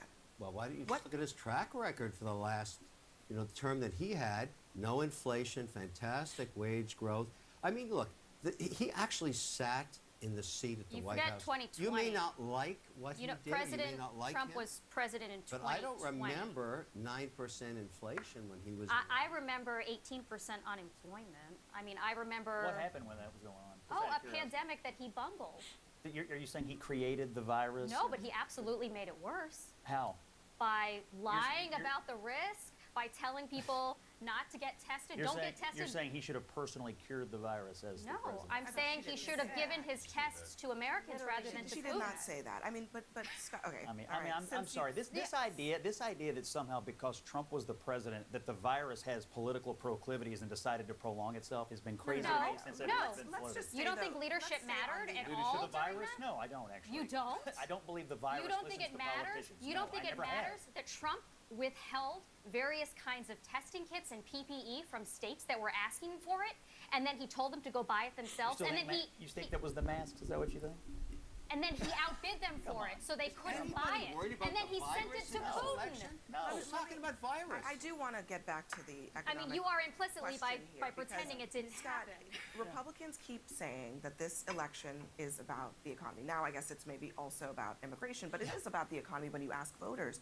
And again, like, I'm wondering, what else is Trump planning on doing, and can he articulate it? Well, to me, I think it's a great question, and it needs to be fleshed out. I think we should probably play the clip, though, of Harris from the Chicago Economic Club, or do we not have it? Because she didn't show up to talk. So here's what I think. He's going to extend the tax cuts. He's going to rein in the federal government and the overburdensome regulatory state, which he can now do because of the Supreme Court. And he's going to take on these countries that screw American workers. Okay, so this is getting more about Trump and Harris and all that stuff. But the main point I want to drive home is that let professionals talk about and let people with the experience talk about what's really going on. You know what I mean? At least they don't have to. They don't have to. They don't have to be the one. Like. The only one speaking, but at least hear him out. I at this point, I don't know what Kevin O'Leary said, because every time he tried to speak, he was cut off by somebody who I don't know. I don't know if she have a business. I don't know if she own a business. I don't know if she run a business. I don't know if she ever traded with China. I don't know if she have a business in China. You know what I'm saying? So I would like to hear more from Kevin O'Leary, because he's the one actively doing what they're talking about, and that's kind of like why they bring him, there to hear his experience, or maybe they bring him there to carry out so-called beatdown, and I just think that's where debate is at. When you see the headlines nowadays, it's all about such and such takedown, such and such in debate about. It's like too much of the takedowns. We want to hear everybody, and then we make us decide for ourselves who we gonna work with. You know what I mean? So at this point, it's kind of pointless, and that's the thing. I think being a diehard Trumper is kind of ridiculous, and I also think that anti-Trump is also ridiculous. You know what I mean? Is too far extremes, right? We need to be in the middle. You get what I'm saying? That makes more sense, and that's where the rationale is. Where I hear where Trump is, and I hear where the anti-Trumper is ridiculous, right? Obviously, this lady is an anti-Trumper, right? And nothing that Kevin O'Leary says is gonna be right. And her strategy, she know that she don't know anything about actually running a business. So her strategy was to orchestrate a beat down by just cutting him off, whatever he says, right? true knowledge is gonna come from listening to everybody, right? And you don't, and even if you get a chance to say what he says, you can still disagree with him if you have a valid point. But I guess she was afraid that he may have make a valid point that she can't come back from, so she decided to cut him off anyway, right? Same thing. I think, well, we don't hear that thrown around anymore like QAnon, right? But QAnon is ridiculous. You know what I mean? All that conspiracy theory and all that stuff, I think is ridiculous. But also the anti that, I think is ridiculous, right? Also, going back to the Elon Musk video for a little bit, you know what I mean?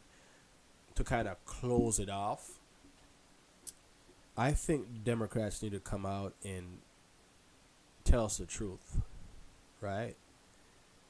They act like they have something to hide, you know what I mean?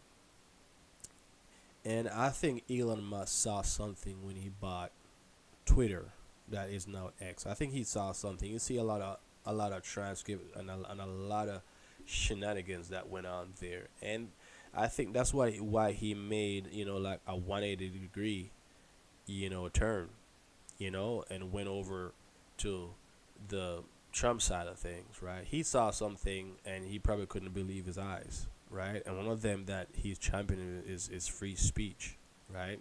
He was a little bit perturbed that they actually took Trump's account, right?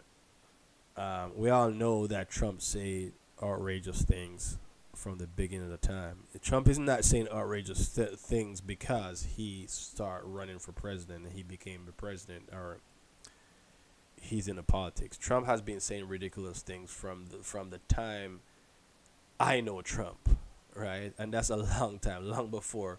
And Trump has always come into politics, right? And even on this platform, TNT, he used to come in and he used to discuss politics. He's always talk about politics from who knows when. And these people are the same people, some of the same people.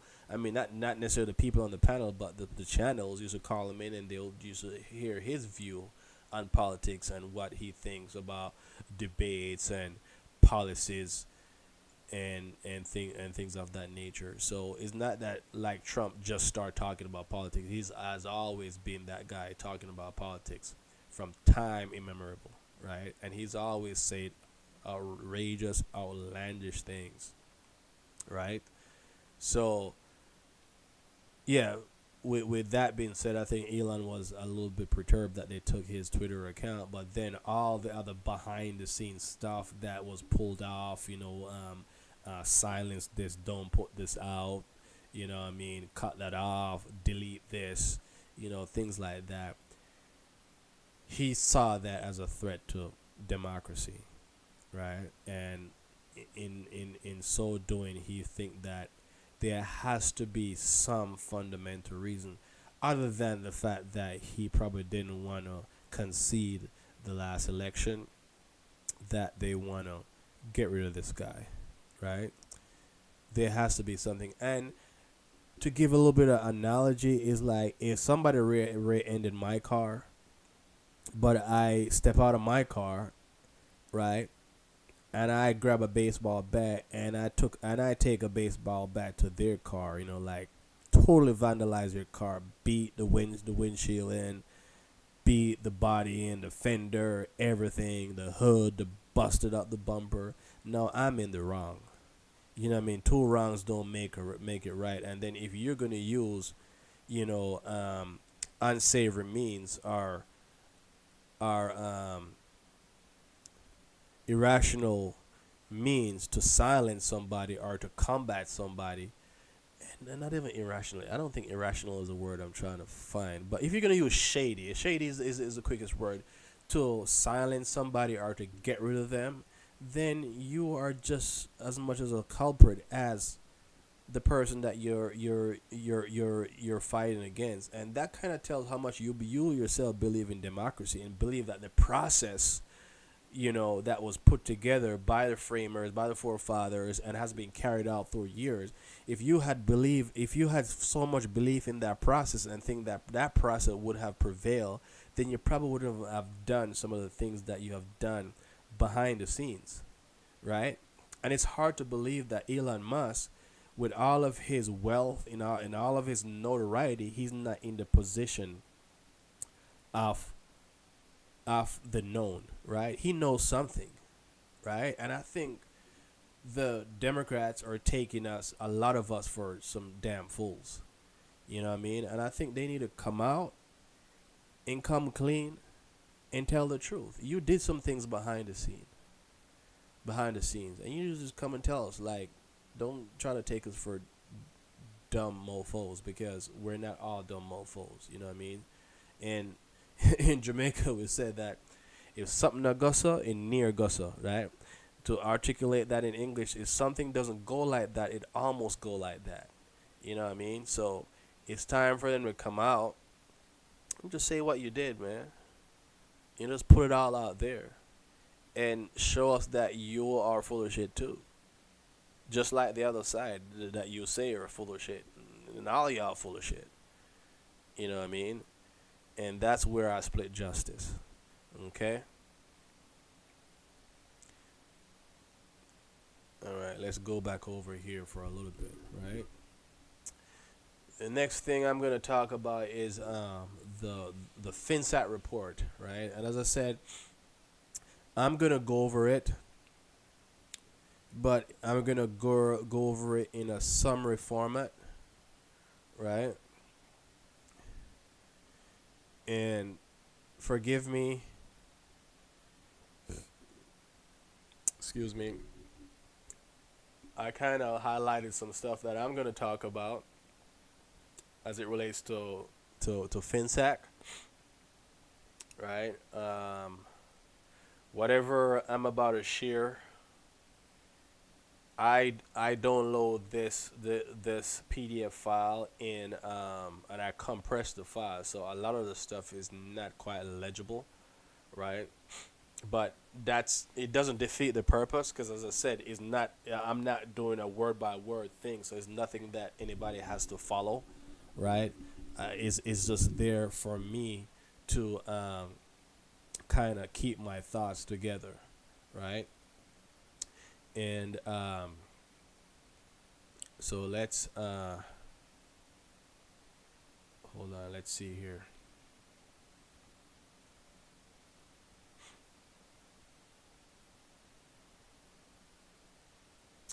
Let's see here real quick. Yeah, so there it is, right? So let's first and foremost talk about why Finsac and what Finsac really is, and kind of like my little backdrop, and kind of learn about Finsac. So Finsac is a word that I hear thrown around in the 1990s, right? Growing up as a youth, I used to observe a lot of radio, IRE FM, RGR, mostly RGR, because I grew up around my great uncle, and his station was RGR. I think it's Radio Jamaica, something like that, right? But on there, you used to have like Mutty Perkins. You used to have Miss Harton. You used to have Baba Gludan. You used to have Baba Tunde. If anybody know about Baba Tunde, is that most people can relate to Baba Tunde because he did that song, that intro with Bounty Killer. Never let your problems get you down. Have to stay focused and hold your ground. Yeah, that one day. I remember say, anytime me hungry again, them a go see me nine. Police out the road say them a fight crime. All the day I come and me do see the first time. So Baba Tunde now have a, what you call it now, the intro where he said jackass, where he's talking about, and that kind of tell you where politics has come to, because back then, like a person like Baba Tunde could call the government of the day jackass, right? So him said jackass, like him said jackass under the tide for pressure poor people, And him said some more thing. I don't remember the thing verbatim, but I remember he said jackass on the type because Baba Tunde was like that. He just laid out in just clear patois. Not to say he couldn't speak English, but that was his delivery. Him give you everything in patois, right? Raban patois, and he would criticize the government vehemently, right? And he would call him whatever name come to his mouth at the time, and he was allowed to be on radio, right, and openly criticize the government and call him a jackass. Right now, you dare call the government jackass and see what happened to you. You could go run under your mama's bed, they're gonna find you, right, and force you to apologize, right, things like that. So that kind of tell you where politics was in the 1990s, right, and how things was. But I also hear Finsac, but it was kind of a subtle thing because I didn't really know what's going on at the time. That's in the early 1990s, right? I was in primary school towards the beginning of high school, and basically what Finsac was. Right? Finsac is really an acronym. It's called the Financial Sector Adjustment Company, right?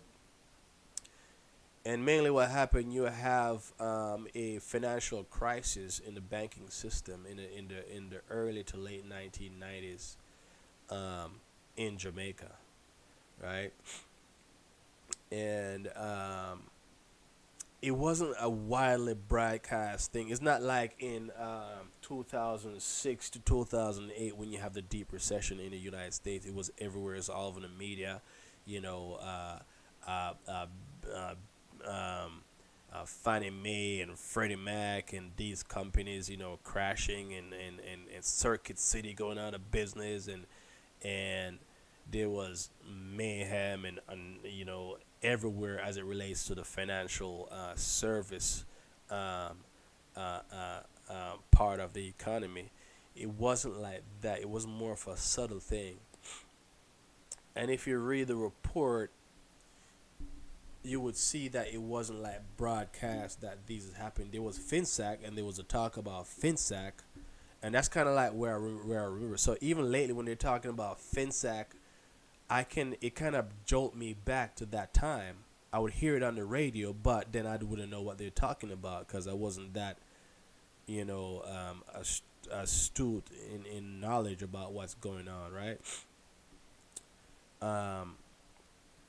But the financial crisis wasn't like widely broadcast, like it took over your radio, took over your TV, because the government never really, or the TV never really broadcast, and the government never really make it public like that. They found quite a few banks and life insurance companies that was very stressed as it relates to liquidity and insolvencies. Insolvency means that they're hanging on by a thread. They're about to go bankrupt.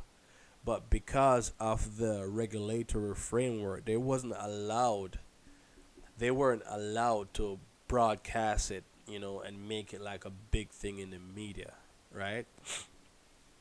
So what Finsac was, right, and these things was being watched, right? The banks was being watched by the BOJ, the Bank of Jamaica, which is kind of like the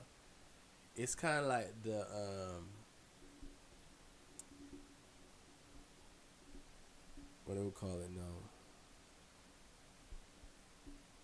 We call it the federal in the US. What's the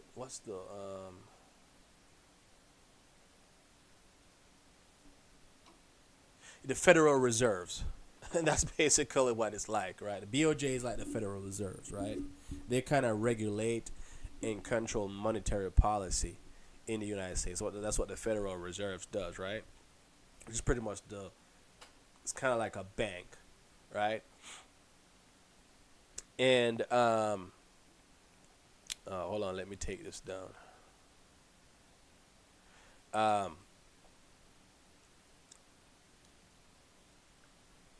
Yeah, that's what the federal reserves is, and that's what the BOJ is. So the BOJ, they would monitor, and that's mainly what their job was. There wasn't really any like um, um,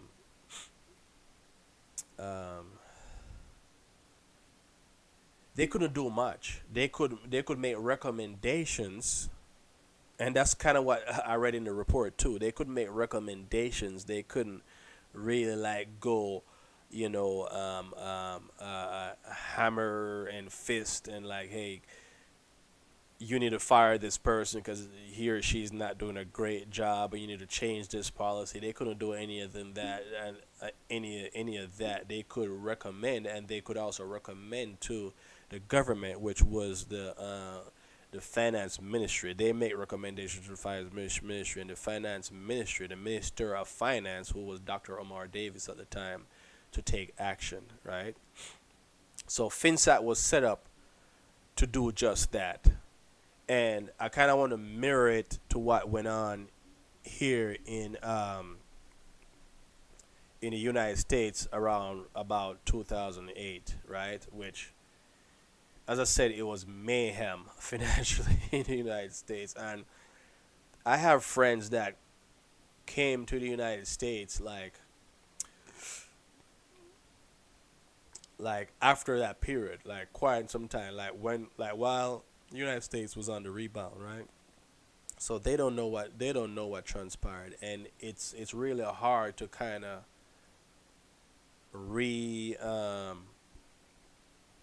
what I want to say, replay or put it together so they can understand. So I have friends, and sometimes when I talk about like 2008, 2009, 2010, 2006. 2006 was okay because 2006 was the peak of the economy. Everything was firing, and I remember coming to especially real estate. Everybody in Mama was a real estate agent when I came to the United States. Some people I used to work with at Home Depot. You go and you look on Google and you see that they have a suit and tie, and they're a real estate agent, and they're a broker and all that stuff, right? And everybody's recruiting you. Come and be my agent. Come sell some property. And money was just so easy to get in terms of loans. It was so easy to qualify for, right? I'm going to go in depth in another video as to what happened. But then when I tell people these stories and what really transpired, it's kind of like I'm telling like duppy stories. For to translate that, I'm telling ghost stories. It's like people just like, but they can't kind of really imagine like what really happened because they didn't get to see what really happened, right? But it turns out that the government had to intervene, right, to the tune about, I think it was about $800 billion, right? There was a transition. I remember Obama and John McCain at the time. They kind of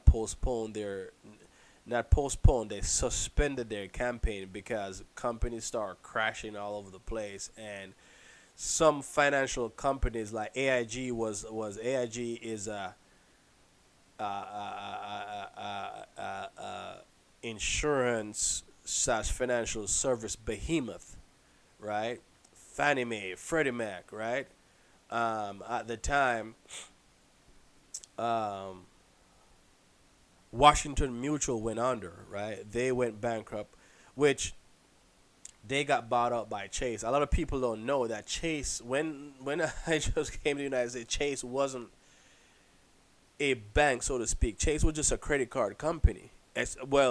Mainly in the United States. Chase was just a company that flood your mailbox with mail, say apply for this credit card, 0% interest for 12 months and so on and so forth. But Chase bought up Washington Mutual. The first bank that I joined when I arrived in the United States in 2005 was Washington Mutual. We used to call it WAMU. So anybody know about WAMU? So Chase bought out that bank because they pretty much went bankrupt, and bankrupt doesn't mean that you're totally out of business. It means that it could mean restructuring. Depends on what chapter 11, chapter 13, whichever one you file. That signifies restructuring, and sometimes restructuring means that you're trying to find a buyer because you can't survive by yourself. So you're trying to find a buyer, right? And Chase bought up Washington Mutual. So pretty much everywhere you see a Chase Bank right now, there was a Washington Mutual Bank there. That's basically what it is. Everywhere, well, not everywhere, because they probably build some new establishment, but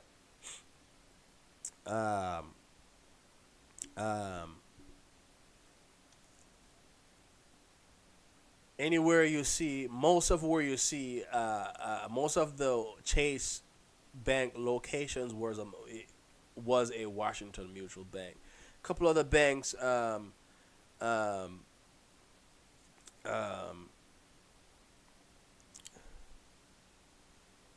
Wachovia Bank, right? That went under, but once again, they got bought up by Wells Fargo. And Wachovia, they mostly deal with real estate, and they have a lot of bad loans. And to kind of put it together for you is that these banks, they used to put together loans, and at that time, anybody could qualify. Even the dog, as long as the dog have a social security, they could go on a loan document, right? If you can qualify for a loan, or you and your wife can qualify for a loan, then who else live in the house? Oh, your cousin, your uncle, your grandma. Put them on the document. You know what I mean? All of you together can go through underwriting, and then all of you together can rise to the level of qualification. They would give you a loan, but a lot of these loans were like loans that was meant for investors, like interest only. I remember back then they used to tell you, don't pay off your house, get an interest only loan and just pay the interest, and things like that, because the house was appreciated so much, and people were buying their house, they were living it for some time, and then they'll sell it. But not everybody was doing that. Some people were buying like their first house, and some of them were buying their dream house, and interest rate was so low, so it was easy. Money was easy back then, right? But what these companies was doing, they were buying they were offering these loans, to people, and then they didn't care if you made the payment, because they wasn't going to be the one who collect the payment, right? They would bundle it up and they sell them off to investors, right? And that's where Fannie Mae comes in, because they were one of the big investment firms that kind of hedge their bet, or buy up a lot of real estate, what they call mortgage-backed securities, right? And that kind of come to bite them in the butt, in the latter part. That's why they went under, right? And a lot of these banks that was qualifying people wasn't necessarily banks, it was investors who kind of formed themselves into, like a bank, so you would hear like West Side Bank, or True North Bank, but it's not really a bank. It's just pretty much just the investors come together and they offer you a loan.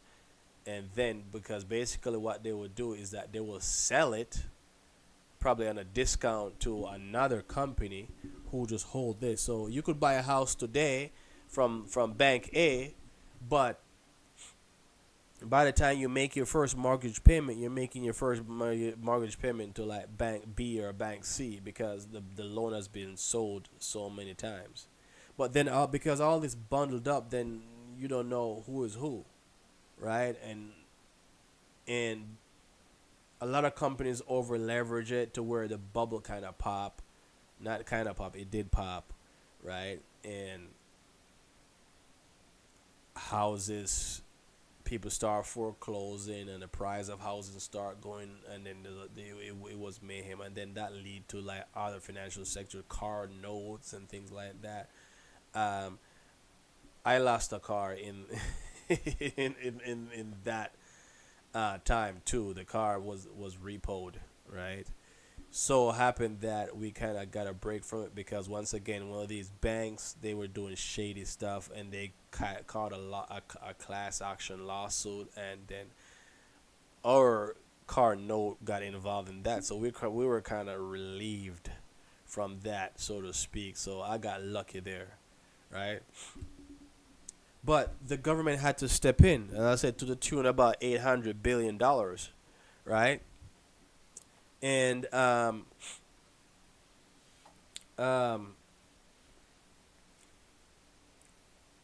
they had to take over some of these companies. Obama did, right? Because G- George W. Bush was going out, and Obama and John McCain was campaigning, and then Obama ultimately win. Even after they suspended the campaign and decided what they're gonna do, then Obama had to take over. They, came up with a plan to take over these companies to the point where Obama wants, or not say Obama, but Obama government, right, led government, I should say, owned or controlled Chrysler and GM, and a few other companies, right? And they would give money. They would try to flush money into, I think AIG. They control AIG for a little bit, and they kind of fire some. Don't quote me on that. I think allegedly, right? I think they owned AIG too, or they controlled them for a little bit, and they put money into these company in terms of, because a lot of these companies were deemed too big to fail, so they inject a lot of money in there, and they kind of bought out these what you call non-performing mortgage-backed securities, right? They kind of bought out those pretty much dead assets, right? And same thing with GM, same thing with Chrysler, and they kind of restructure it. So one of the restructuring was that Obama said, "Hey, look, we ain't building any more gas guzzlers," because back then cars were huge in the United States. If you, I had a Ford T-Bird or a Thunderbird, right? They say the Ford T-Bird, right?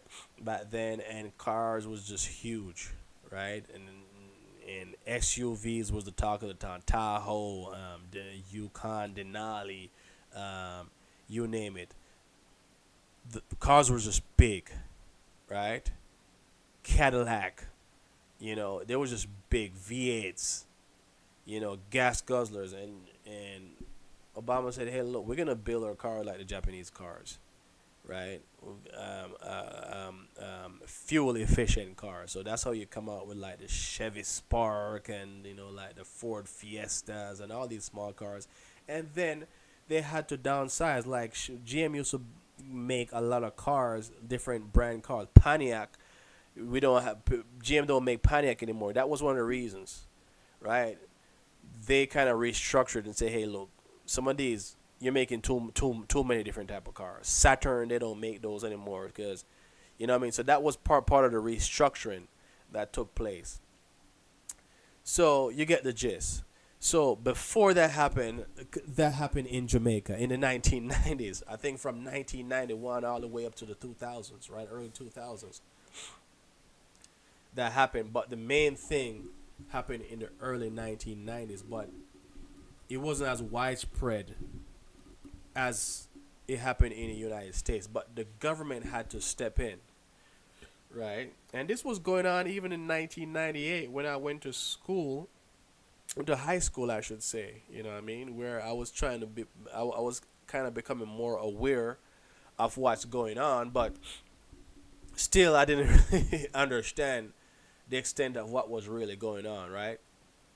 So Finsac was put together, the financial sector, the financial sector adjustment company. It was put together to do just that, to intervene into this company, take over some of them and restructure them, and put some of them out of business as they rightly should, because they just couldn't survive in the financial space anymore. They were insolvent. That means that, and what insolvency means is that you don't have enough money in your reserve to be viable, to run the company. That's what insolvency means, right? You may be paying your bills, but you're probably borrowing money are over leveraging yourself to pay the bills. You get what I'm saying? So that's what insolvency means, right? Liquidity means that a lot of them just wasn't liquid, so they have money tied up into assets that wasn't liquid. And what liquidity means, liquidity is pretty much cash. Some people would say is how fast you can turn your assets into cash. That's what liquidity really means, right? How fast you can sell it, right, and turn it into cash, right? A lot of companies was tied up into what the report would say in the real economy, block and steel, right? Buildings, right? And not so much finances, depositors, and even the life insurance companies, they say wasn't really too much into, like, they wasn't really taking a lot of insurance policy clients. They would become like financial conglomerates, but I'm gonna get into that, right? So that's kind of what happened, and Finsac was put together to intervene. So there's a lot of talk out there that Finsac was like a financial company, and they took on clients and they create a mess. No, the mess was created, and Finsac was created to kind of step in and intervene and protect who or what they were mandated to protect, right? So let me bring it over here, and kind of I hope that kind of justify or bring about a kind of an understanding what Finsac really is and why Finsac is really important, because it kind of set Jamaica back for a long time, because the government at the time couldn't do certain things because they were kind of sidetracked doing this kind of thing. You get what I'm saying? So it set us back, as a country for a pretty long time, right? So this right here, but I'm going to be reading from over here. And it says here, Commission of Inquiry, right? So the Finsac Report, right, is a Commission of Inquiry. And that was put together and was summoned by the Governor General, right? Everybody know that the Governor General is pretty much the head of state, or the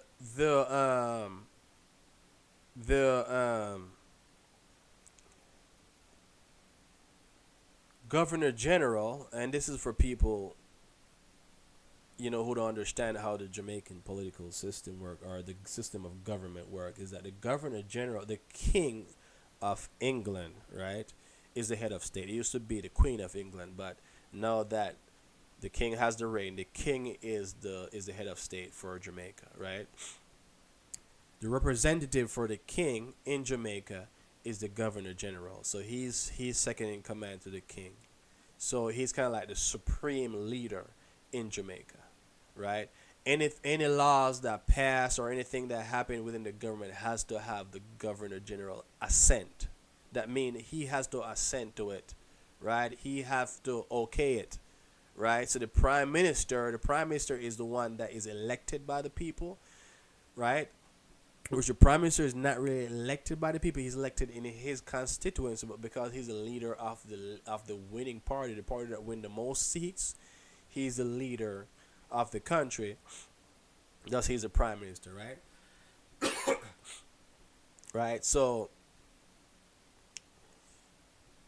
policies, right, or laws, right, are signed off by the Prime Minister, sent to the Governor General. The Governor General is the last signee. His last signature, right, make it into law. His or her, right? Well, I can say his because I don't think we ever have a female Governor General, right? That's yet to see, right? That hasn't happened yet, right? So the Governor General summoned an inquiry in 2008, right, to look into the activities of Finsac, right, and also to look into what caused, go further than that, to what caused the financial distress, what caused the financial breakdown in the system, in the financial industry, right, or the financial sector, what caused that. So, and also how did Finsac carry out their mandate and their duty? Did they carry it out carry it out with probity, and did they probably carry it out with propriety, right? Or lack thereof, right? So they're looking into those events. Basically, if it was Finsac fair when they went into those companies and take over some of those companies, close some of those companies, merge some of those companies, right? And take over some of the loans and some of the debt and selling them up. Were they fair to the holders of those debt, the holders of those owners of those companies, right? And did they carry out their mandate in protecting who or what, right? So that led to what you call the Commission of Inquiry, right? And that started in I think it's 2008, I think, right? Yeah, 2008, and then it went on all the way up. I think it's like 2020. I think the last time it was funded was 2019, or the last time the I think in 2019. Don't quote me on it. I read it, but it's not that vivid in my mind. That's when the commissioners all resigned, because you would know that it started, it was funded, and then I think it's in 2011 it wasn't funded, right? Then for the better part of 2012, 2013 it wasn't funded either. I think that's when Portia Simpson took over. In 2011, Bruce Golden was the prime minister. For whatever reason, he decided not to fund the commission, so they kind of have to pause their inquiry, right, for a while. Then it got refunded, and then it's just not getting. I think it's in 2018. Once again, I read this thing, but allegedly, yeah, it's not that vivid in my mind, right? That they stopped funding it again, and then in 2019, the last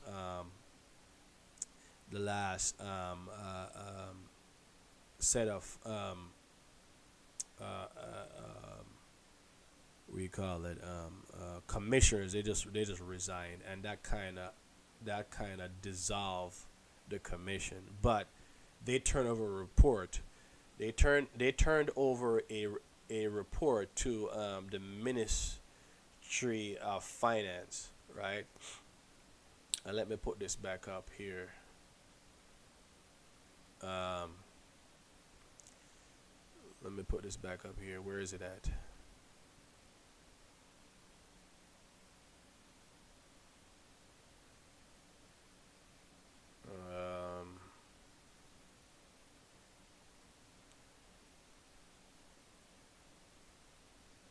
Right there.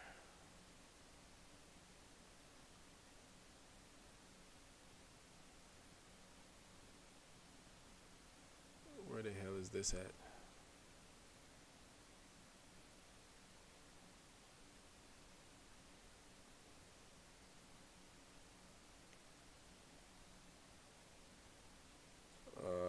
That's not even there yet.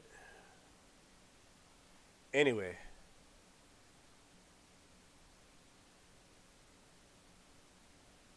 Let's drag this over here so you can see it. All right, yeah, so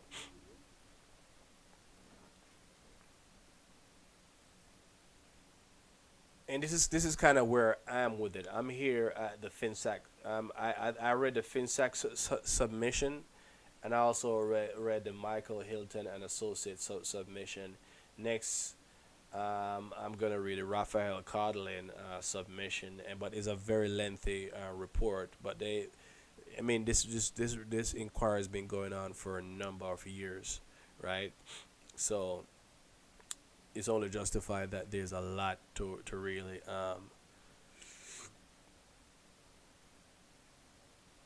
to decipher from this report.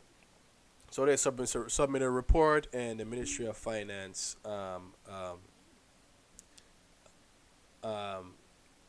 just released it. There was calls from the former finance from a former finance minister who was the finance minister at the time, Dr. Omar Davis, to release it because he wanted to see, hey, what did they come up with, right? Did this absolve me? Because he came on a lot of fire, a lot of criticism, because the narrative about Finsac has changed because a lot of people was kind of disgruntled. Some of them was owner of businesses. Some of them was labeled delinquent debtors. A minute few of them got upset, thought that they got a raw deal. You know what I mean? So, and then the narrative kind of changed a little bit, right? So this is submitted to the Ministry of Finance, right? And it says the Ministry of Finance public service. So if anybody want to find the report, and this is why I kind of have this up, it says it's mof.gov.jm/finsac dash commission dash archives slash finsac dash legal dash submissions and / right? If you put in that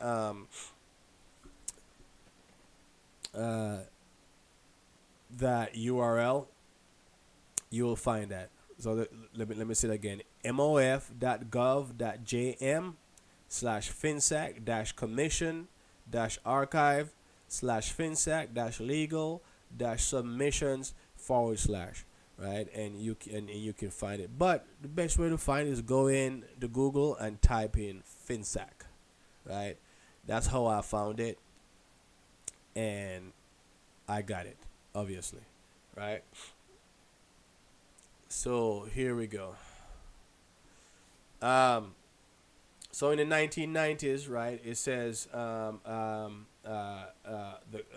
collapse of the financial institutions in Jamaica in the 1990s, right? And it says here that in the 1990s, several financial institutions received assistance from the state, right? So the government had to intervene. That's what Finsac did. It says the government at the time established 4 companies to manage the process. Finsac Limited, right? Financial Institution Services Limited. That's called FIS, right? Refin Trust. Recon Trust. Those are the 4 companies that the government formed to intervene in these companies. FIS is the company established by the government in 1995 to take over operation of the Blaze Financial Entities, BFEs, and a year later, Century Financial Entities. And this one is very important because I'm going to talk a little bit extensively about this one, right? As both were experiencing liquidity and solvency problems. Once again, liquidity, they own a lot of assets, or they have invested in a lot of assets that they couldn't turn to cash, and because of that, they were insolvent. They didn't have enough reserve to carry out their business, right? The FIS took over operations of those companies, right? It says the arrangement approved by the creditors / depositors and sanctioned by the court, whereby the depositors of the former were paid 90% of their deposit in 4 tranches. So that means, so basically, let me kind of revert a little bit, right? Finsac was put together, right? The government aim at the time was that they're not going to protect any of the owners of these companies, right? They're going to protect depositors, they're going to protect savers, they're going to protect policyholders, and policyholders is the people, and also pensioners. Pensioners is very important, and also policyholders is people who bought life insurance from some of these life insurance companies, right? Those are the people that they're going to protect. They're going to make sure that they get their money back, or they're going to get majority of their money back, or most of their money back. That's what the government mandate is, right? When they intervene in these companies is going to crash at some point, right?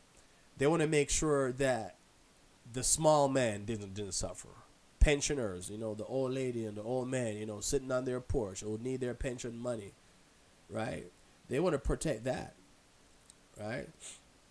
Depositors, people who take their hard-earned money and put it in those banks, right? They want to protect that as well. And the people who buy life insurance, right? to protect their family in case of death or anything like that. They want to protect those people, right?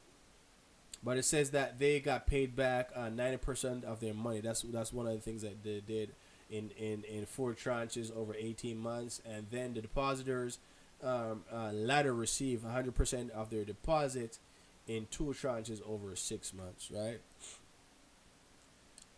Coming down here again, it says in January 1997, Finsac, the Financial Sector Adjustment Company Limited, was established to intervene in the wider financial sector, and a 3-prong approach was agreed. Right? This is the first. These are the 3-prong approaches. They're gonna intervene. They're gonna rehabilitate what they can rehabilitate, and they're gonna divest. So divest is that they're gonna take this from here, they're gonna put it over there. That's basically what divest means, right?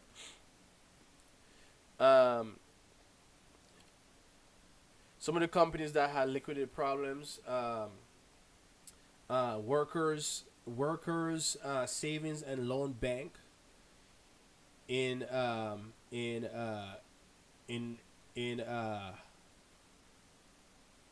said Workers and Savings Bank were in July 1998 vested in the Minister of Finance in exercise of powers conferred on him under the Banking Act, and with the approval of the cabinet, Finsac's managing director was appointed. So around this time, they appointed Finsac managing director.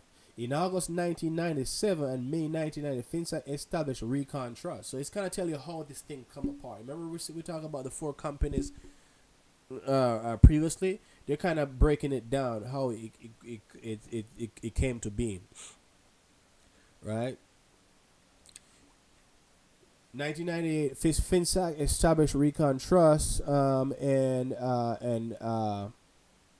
Recon Trust Limited and Refin Trust Limited. Refin, the 2 companies which were used as the vehicles to acquire non-performing loans from various institutions. Right, so non-performing means that these loans are out there, but they're not reaping any interest because either the people are not making payments, right? Because loans, somebody has to borrow it, right?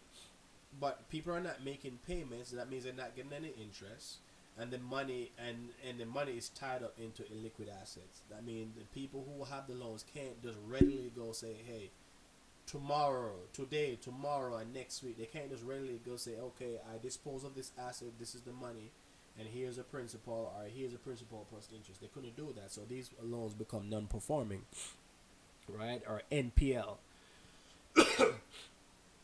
Right, various institutions. Recon was used for the loan purchase from National Commercial Bank. So NCB is alive today. So under rehabilitation, they were rehabilitated. Right, Refin was used to purchase loans from Citizens Bank and Union Bank. The Recon loans were assigned to Refin in February. So whatever Recon got, it was reassigned to Refin. That's basically what happened. And these are some of the banks that was taken over. Right.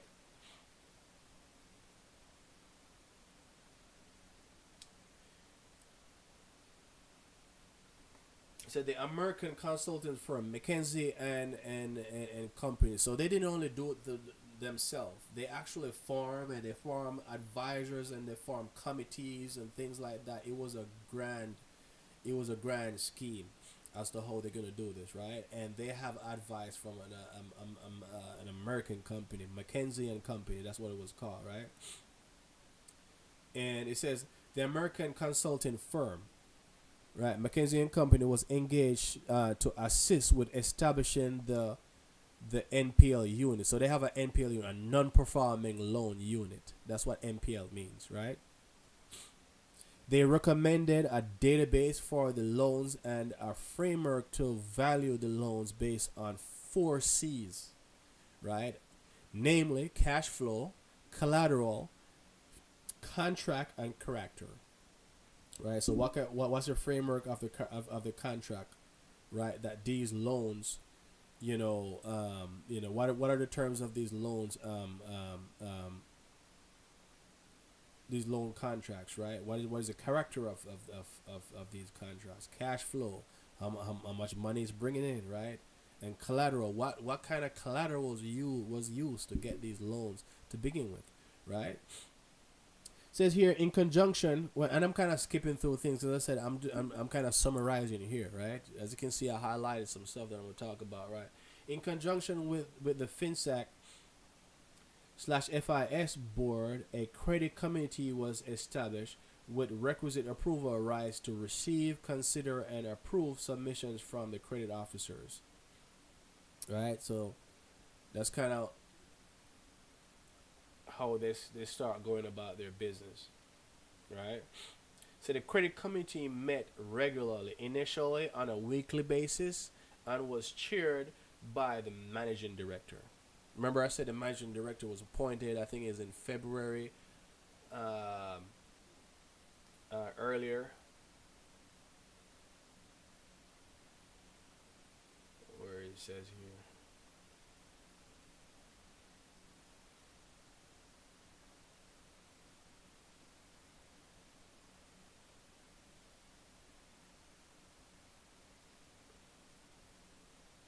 Yeah, February 1999.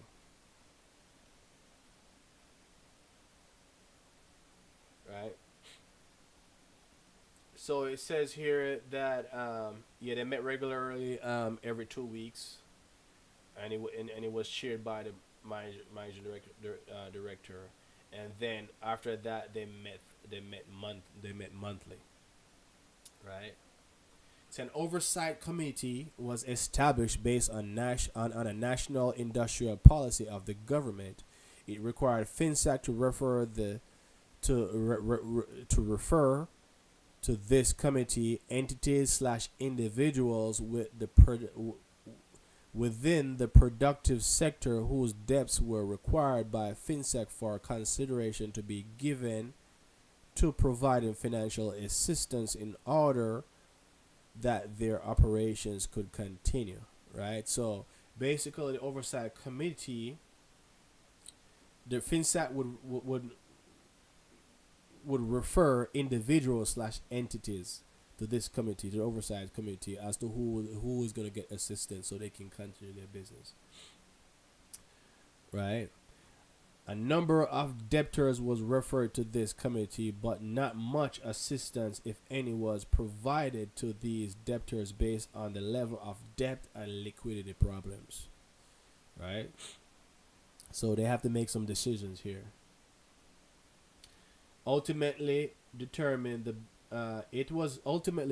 that the best approach would be to sell the portfolio. And in preparation, in October 2000, the NCB, this is some particulars that I'm not going to go over, but it says that ultimately a lot of these debtors, they couldn't help them. They, based on liquidity problems, they couldn't. Basically, these debtors wasn't going to pay back the loan. They wasn't in any shape to give them any money readily, and that's basically what they're in. Finsac was set up to go in and fix this problem and get out. That's basically what they were. Just like the Obama administration, they were set up to go in, take over some of these companies, restructure it, rehabilitate it, and then come back up. Because the government, you don't want the government running companies in the private sector, right? That's what they're there. They were there to save the financial industry, right? And that's what Finsac, under the leadership of Dr. Omar Davis at the time, was there for. But they came to a decision to sell those portfolio for those debtors because of liquidity problems and insolvency problems, right? Says sometime in early 2001, a window of opportunity was announced by the Minister of Finance and and planning giving debtors up to March 2001 to make arrangements with Finsac to settle their debts and take advantage of a compromise prior to the sale of the portfolio. So not only that they decide to sell it, they say, hey, look, we're going to sell it, but you still have a chance, right? If you can come up with some money, right? Here we go. You can keep your assets or your assets, just pay back the loan, or there's some form of compromise, probably a percentage of the loan will be kept, right? A percentage of the loan will be paid off, right? Or what you call a settlement, right? Which the settlement is normally a percentage of whatever the principal is, right? Or whatever terms they were offering at the time. And it was expected that they would honor the agreements once that compromise. So they didn't just say, hey, look, we're going to take everything you got, or these debt, we're going to sell it to the highest bidder or whatever, and then you're SOL, right? You're shit out of luck. That's what that means, right? They didn't do that. They say, hey, look, we're going to sell this, but here's a window of compromise. If you can meet some of these terms, you know, or you can make me a good offer for these things, you know, you can keep it, which I think that was the right thing to do, right? Also says here,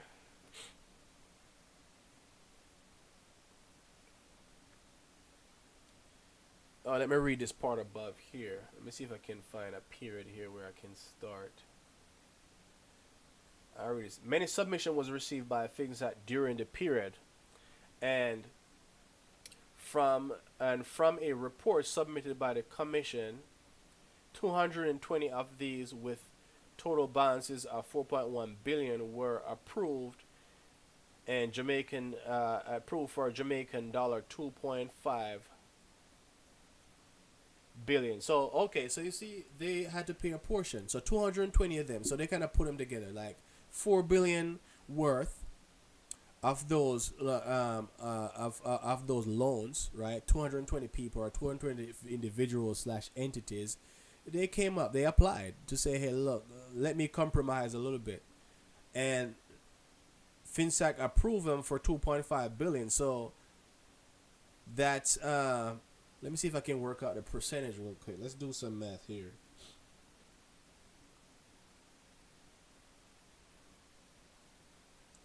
So 4.1, let me see, 2.5 divided by 4.1 equal, yeah, so a little bit over 60%, right? So they got a 40% deal, right? That's basically what they got, you know, cumulatively, right? And they write off 2.5 billion write-off. Oh, so they write off okay, hold on. They write off 2.5 billion, right?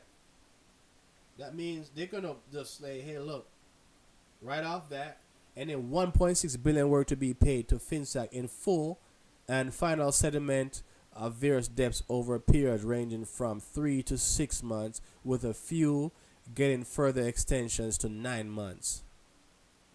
Right? So let me see here. 4.1.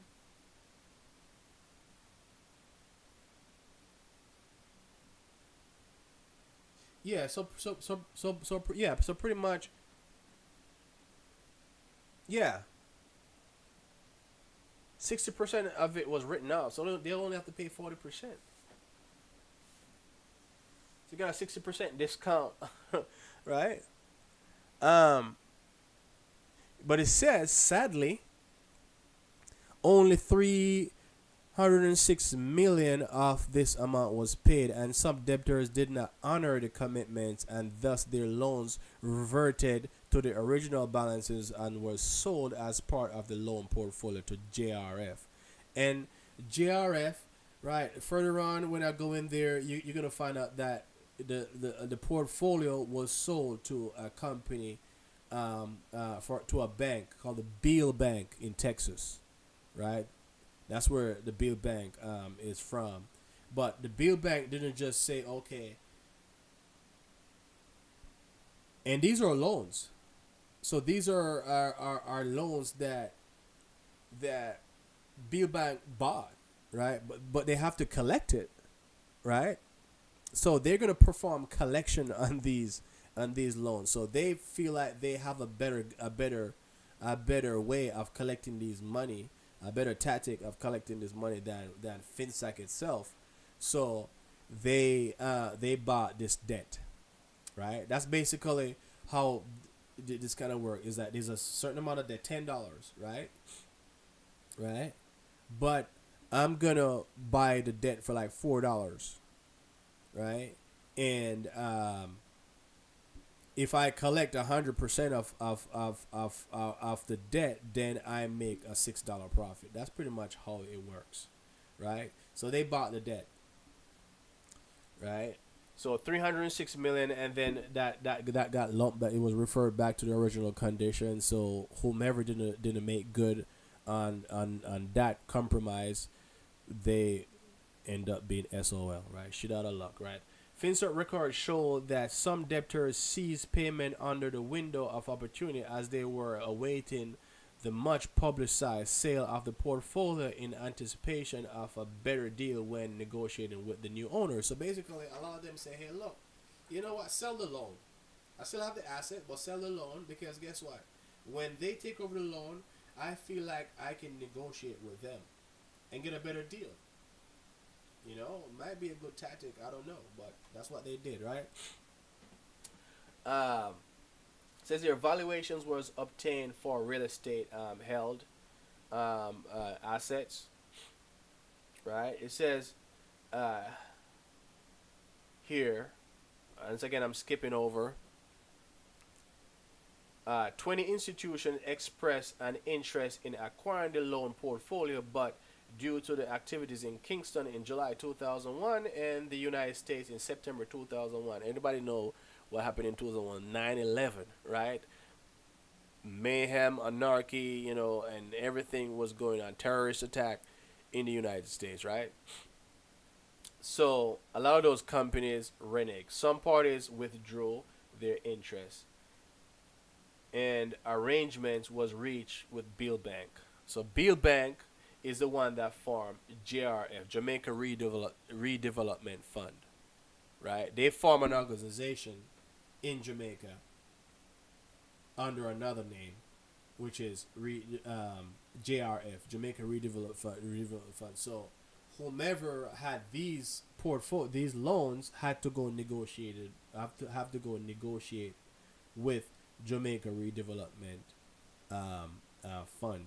A lot of people at the time think that JRF was actually Finsac and was actually government operated. No, it wasn't. It was actual Beale Bank, a company in Texas, right?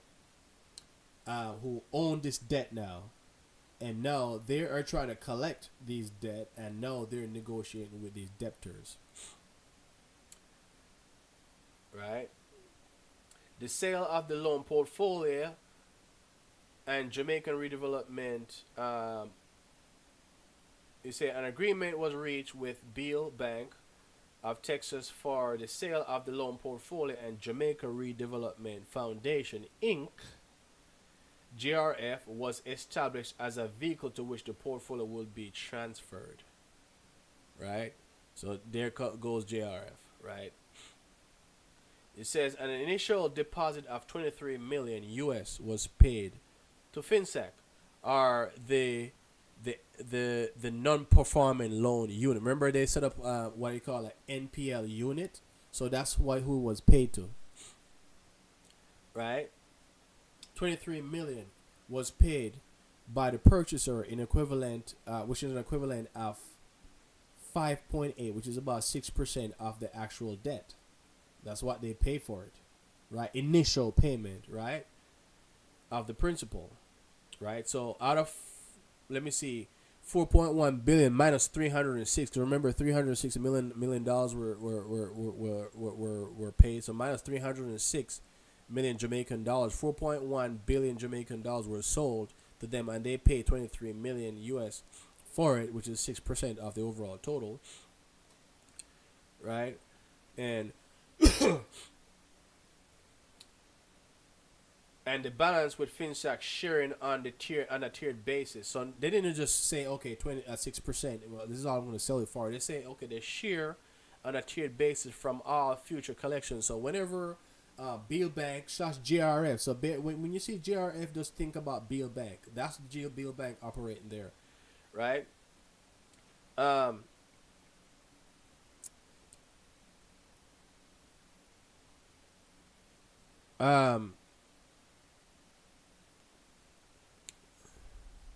Where is it at? Yeah, it says here 6% principal balance with Finsac sharing on a tiered basis from all future collections. As of September 11, Finsac was receiving 45% of collections. So whatever they collect, say for example they collect $10, Finsac was getting 45% of it, because Finsac also want back some of this money too, right? So the sale amount that they agreed on was a larger amount than the 23 million. It's just that you're gonna pay 23 million US initially, and then whatever you collect, you're gonna give me 40% of it, right? So they get 45%. So they get 55% of whatever they collect, right?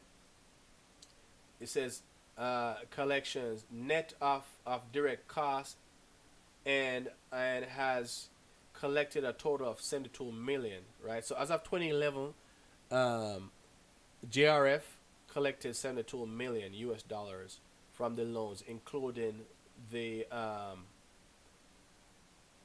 23 million.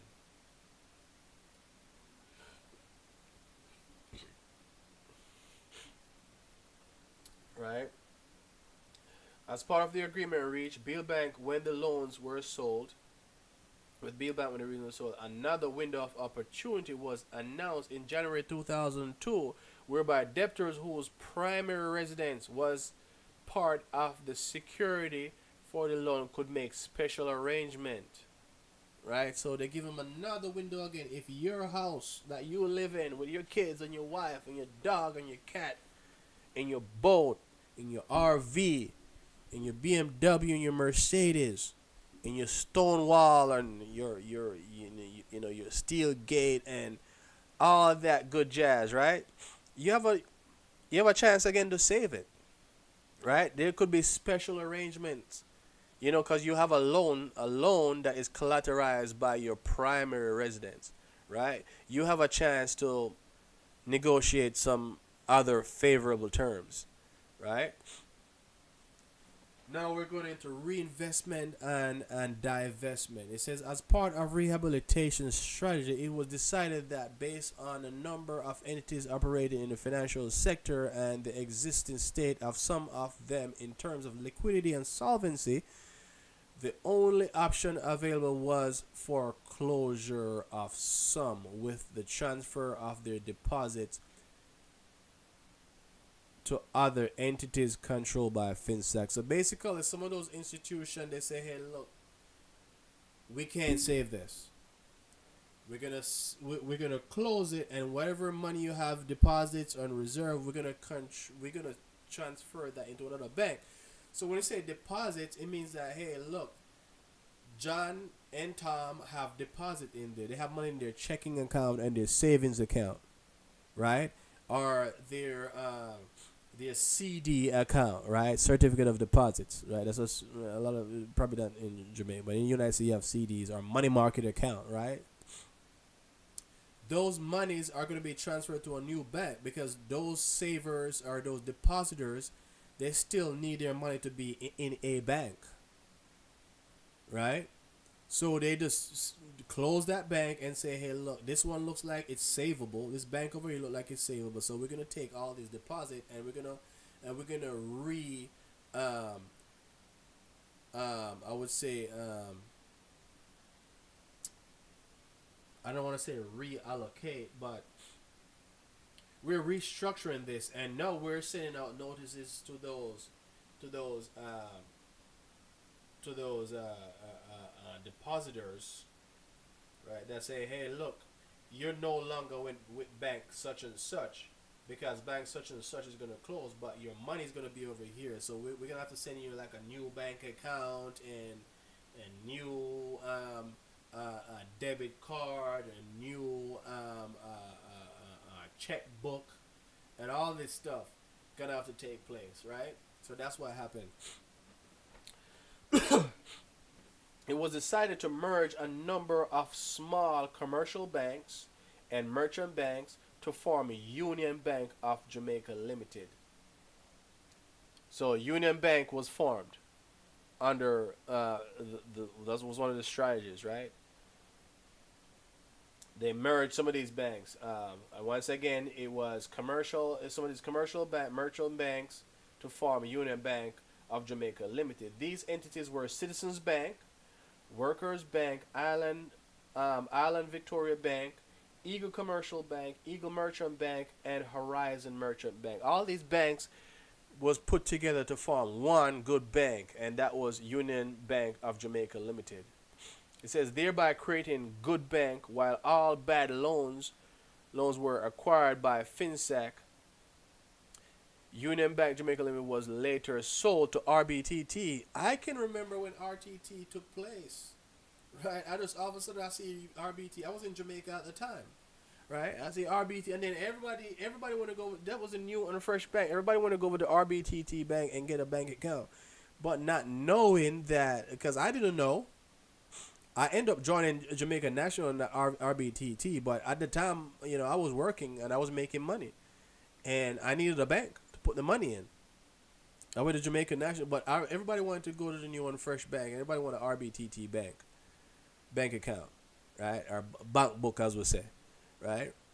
But I didn't know that it was because of this. So RBTT bought out Union Bank of Jamaica Limited. That's why and this is a bank that came from Trinidad, right? It says, in addition, various life insurance portfolio acquired through Finsac intervention in the financial sector, Jamaica Mutual Life Assurance Society, Horizon Life, Dial Life were transferred to Crown Eagle Life Insurance Company Limited, and later the portfolio of all four entities were sold in 1999 to Guardian Life. Right? Finsac also provided financial assistance to Life of Jamaica and Island Life Insurance Company. The latter being a minority interest of only 18%. So Finsac give them some money, pretty much, and they control 18%.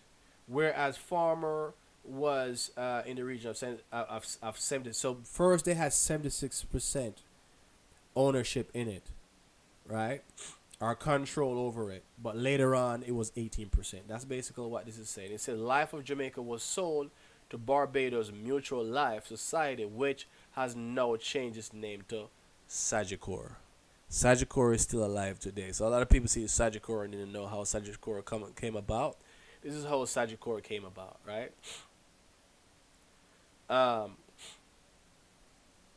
Intervention process was completed by 2000, right?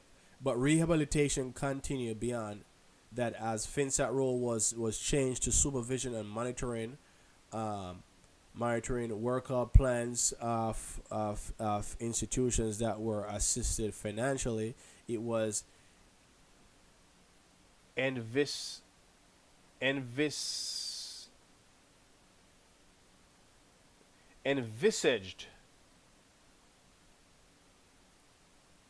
I think it's envisaged that, I mean, you're reading Jamaican writing sometimes, you got to make sure you have a dictionary and handy. It was envisaged that the life of Finsac would have been 7 years, and indeed by 2002 the primary mission was completed and all major assets were divested, and thereafter residual activities were being undertaken. So that's pretty much it. And this was a submission by Finsac, right? So basically, Finsac is saying that they carried out their purpose, right? By 2002. It says here, in October 2002, in October 2008, the new government established a commission of inquiry. So that's what we're reading now. The commission, this is a submission to inquiry, right? And it was there to review operations of Finsac in relation to the delinquent borrowers to determine if they were treated fairly and equally, and to review the probity and propriety in Finsac's management, right? The sale and or disposal of asset relating to the delinquent borrowers. It says, in pursuing the mandate, the commission made copious requests from Finsac for records and documentation from commencement of sitting in 2009, including but not limited to the following: lists of entities intervened, copies of agreements between Finsac and intervening institution, lists of loans acquired by Finsac, lists of persons who reached compromise with Finsac in terms of their debts, lists of assets which were held as collaterals by Finsac when the loans were was acquired, valuations of assets held as collaterals to collateral prior to disposal, information rehabilitation entities, information on rehabilitated entities, lists of loans which were settled at Finsac, lists of loans which were sold to the Jamaica Redevelopment Foundation, JRF, which is Beal Bank. Once again, I'm going to keep reiterating that. That's JRF is Beal Bank. So anybody here said JRF is a government? It's not, okay? Documentations relating to the sale and or assignment of loans to JRF. Minutes of all board and credit committee meetings of Finsac, and records and information relating to the debtors who appeared before the commission, right? Despite that's basically what they they ask for, right? Says you know that despite challenges in gathering all the requested information, the record will reflect that Finsac complied with all requests made by the commissioners. And this is this is submitted by Finsac, so it's gonna sound favorable to Finsac, to be honest with you, right? Despite all the challenges in gathering all the requested information, the record will reflect that that Finsac complied with all requests made by the commission for it to provide document or information, right? And I highlighted here Mr. Patrick Hilton and Errol Campbell. Those were the people doing all the submitting. Mr. Hilton served as the managing director of FIS from 1996 to 2002, and as managing director of Finsac from 1998 to 2002, and then as consultant up to May 2003, while Mr. Campbell served as operations manager from the time of Mr. Hilton's departure until he was appointed general manager for Finsac in 2008, a position he still holds. And this is at the time that they submit this, and this was in up here, as you can see, in 2011. So when it says still holds, they're talking about 2011.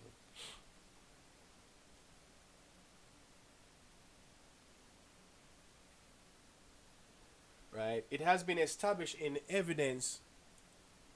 So basically, they're saying it has been established in they're talking about the delinquent borrowers now, right? There's a lot of there's a few complaints about delinquent borrowers and how they were labeled. Some of them think that it wasn't justified in being labeled that. But say it has been established in evidence in these proceedings that Finsac acquired over 23,000 accounts representing over 17,000 persons / companies properly categorized as delinquent borrowers. They're saying that, hey, look, we didn't make no mistake in labeling these people as delinquent borrowers, right?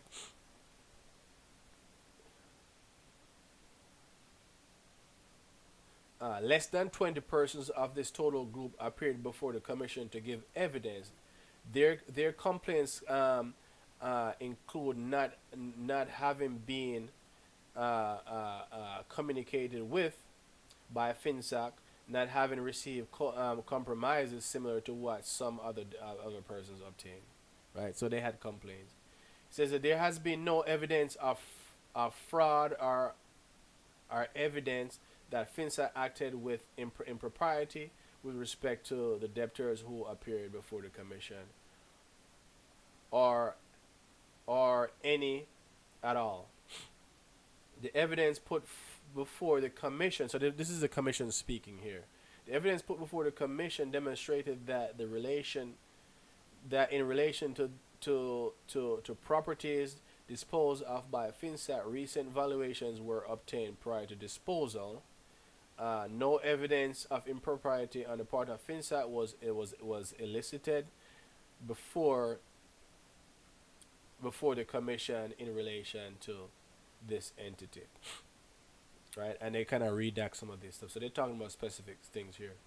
Allegations were made by several persons that Finsac sold their properties for a sum significant below market value. The evidence presented by Finsac has clearly demonstrated that those allegations are untrue. The commission will recall that in respect to the complaint made by such person, right, is redacted. The evidence showed that the property he alleged he wasn't given value for was in fact voluntarily transferred by him to Finsac in part settlement of his debt and a value both parties agreed. You say at a value both, yeah. It says complaint of such person again who alleged that Finsac deliberately sold his properties below market value in a conspiracy with countless others to oppress him. Those allegations proved to be unsustainable and grossly inaccurate in the face of valuations and sale agreements put into evidence by Finsac, which provide the properties which proved the properties were generally sold to at market value. Right. It says also this other person's encashed the very facility he claimed was still owing to him by Finsac after it intervened in operations of corporate merchant bank with respect to the complaint. It says here another person, there were two other complainants, right?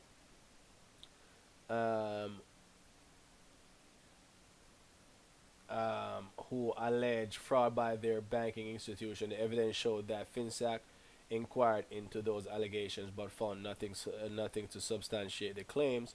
Furthermore, both persons commenced court cases in respect to their matters. In both instances, those cases were not decided in their favor. So some people take it all the way to the court, and it didn't work out, right? It also says here that for a while, Finsac didn't have a legal representation, right? It says here that prior to it's a representation of Finsac. It said prior to the engagement of the law firm Samuda and Johnson, Finsac was not represented at all at all hearings of the commission, right? And it says the failure to respond the failure to respond immediately has created a gap in public perception. So Finsac has garnered a bad reputation because they didn't have legal representation. That's basically what it says right here, right? So less than 20 persons from thousands who were categorized as delinquent borrowers appeared before the commission. In most cases, the complaints against Finsac were proved to be untrue. Finsac and his officers acted with power, probity, and propriety. That's basically what they're saying there too. It says, having regard to the evidence elicited it is submitted that the commission ought to properly conclude that Finsac fulfill its primary mandate to assist with the rehabilitation of financial sector, and that it has done so in an equitable and transparent way. So that's basically what they're asking Finsac to conclude after their inquirement that was done, right? And that's kind of what I highlighted there, you know. But I have a lot more to talk about that I have read, right? You know, some of the complaints was that Finsac was charging interest, right? And when I say Finsac, even though Finsac controls some of these debt, you know, from the institutions, are these loans, Finsac was charging interest at the market value, which interest rate was very high at the time. I think interest rates reached as much as like 70-something% at the time, it was saying, right? But what Finsac was saying there too is that Finsac has a right to charge those interest because that was agreed upon by them and the institutions when they acquire those loans, right? And they also use those loans as a bargaining strategy. Like, say for example, person A could come in and say, hey, look, I need a deal, because remember there's periods of compromise, right, as to how you want to settle your debt. But Finsac, on the other hand, could say, hey, look, you can just pay me the principal, I'm going to waive the interest, right? So they in some instances they use it as a bargaining chip, right? And also the interest allow them to sustain the what they were doing, because they were there to rehabilitate the financial sector, and they themselves also have liquidity issues, right? While they're controlling some of these entities, they still have employees. They still have the garbage man coming to collect the garbage. They still have, you know, these entities are still running, you know, depositors and policyholders and pensioners, and all those activities are going on. Employees are still working. Finsac has to run all those operations, right? So if they're not collecting the interest, because interest is pretty much the profit, so, and they need that money so they can keep these things up and running until they divest some of those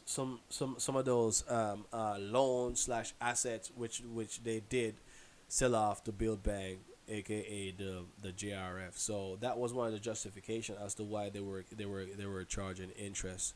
Still, they also said it was unfair to all the other institutions that was still that wasn't distressed. They wasn't going through all this stuff. They were operating normal, normal, you know what I mean? And they have depositors. They still have people, you know, doing activity, and it would be unfair to them that they have to be paying all these interests, right, on their loans, and these people over here are getting favorability because they end up into a bind, right? So that was one of the reasons. It also says that another reason is that people over in the good banks, the one that wasn't being intervened into, that people would probably just renege on making their payments, hoping that Finsac would just come in and they'll probably get a favorable deal. You get what I'm saying? So that could cause even more problems. So it was best, they see it fit to continue doing so. right?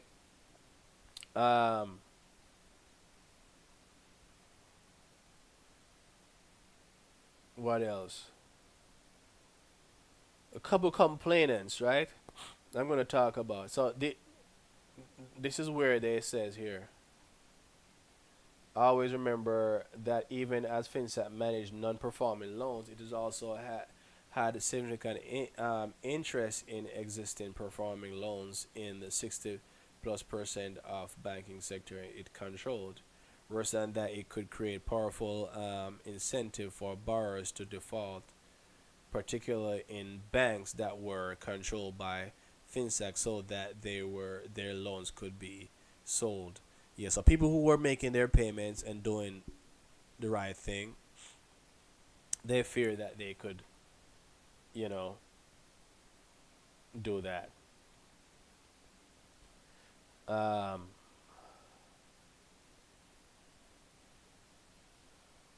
Let me see here.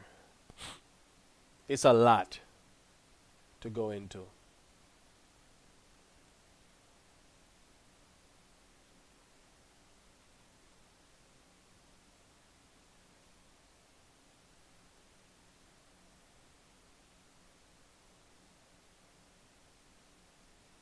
Yeah, another one of the complaint what was that the for the NPL, the non-performing loans, a lot of them was saying that they didn't sell it for the right amount of money, but and they didn't evaluate it properly. Basically, what FinSac is saying here is that they, or Mr. Hilton is saying here, who was a part of FinSac, right? That they got evaluation, and McKinsey and Company was doing the evaluation, right? And it was rightly evaluated at they could dispose of it for 10%, right? And that's what they did 6%, which was under, but they were getting what they call waterfall payments on it, right? Of 45%, right? All in all, the value, they break it down in US. It was estimated to be about 380 to 390 million US. That was that was the total that everything was sold for. What's going on here?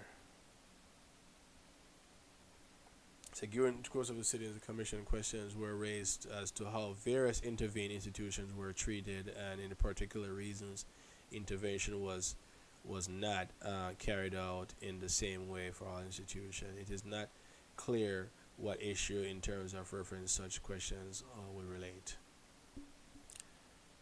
Right. So two of the big companies that was intervened in at that time, one of them was Century Financial Entities, and that one was pretty much owned by a person called Donovan Crawford. They say Dr. Donovan Crawford, right? And you have Eagle Group of companies, right?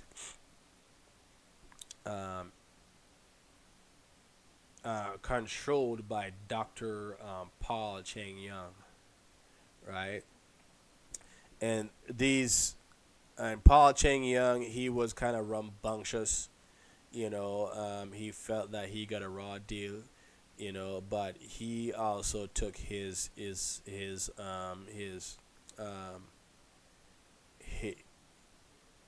gripes to court, which the court it didn't rule in his favor, right? He also submitted evidence, his evidence to the commission, which he was cross-examined, and he has to roll back a lot of those comments, and pretty much it was found that a lot of what he was saying wasn't substantiated when documents, because was put in front of him to the contrary. He had to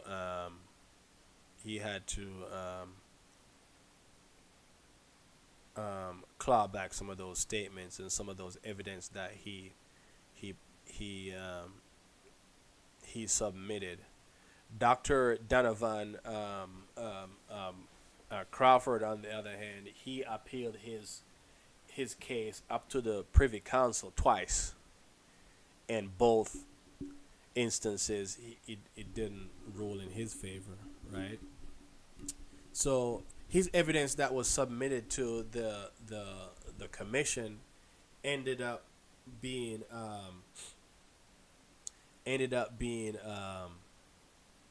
thrown out because he didn't want to submit to be cross-examined.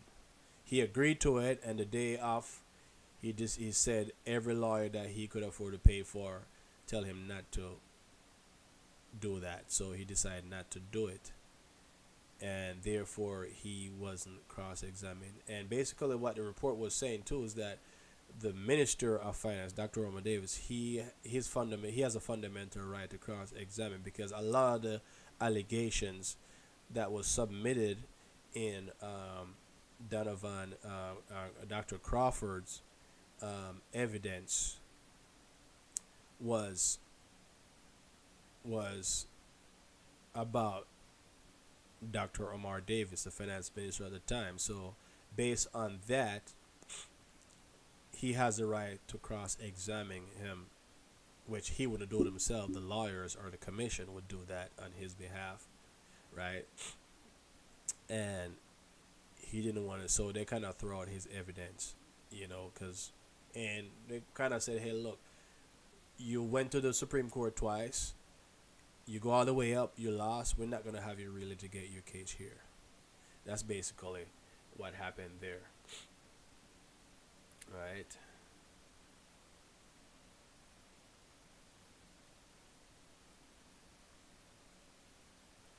And that kind of sums up what happened here in this part of it. It said, in circumstances and having regard to the evidence, it is submitted that the evidence in it's submitted that on the evidence, it is appropriate for the commission to find that Mr. Hilton acted with integrity and in a manner that was responsible in his management of Finsac affairs. That is a conclusion of this one here, right? Let me see here. Let me put this over here for the time being. There's another one that talks about what the heck is going on here.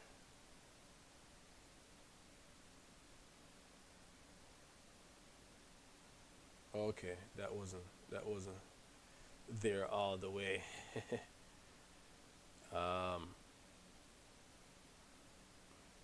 Let me see if I can bring this one up.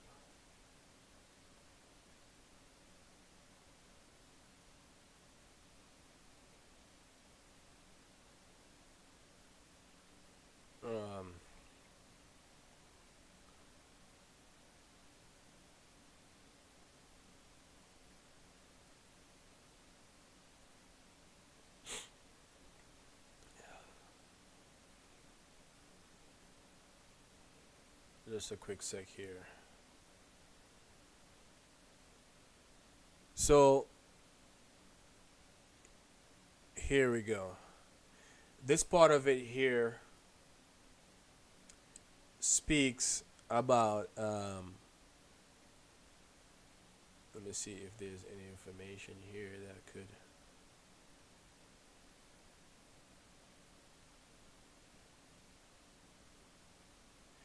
so this one here speaks about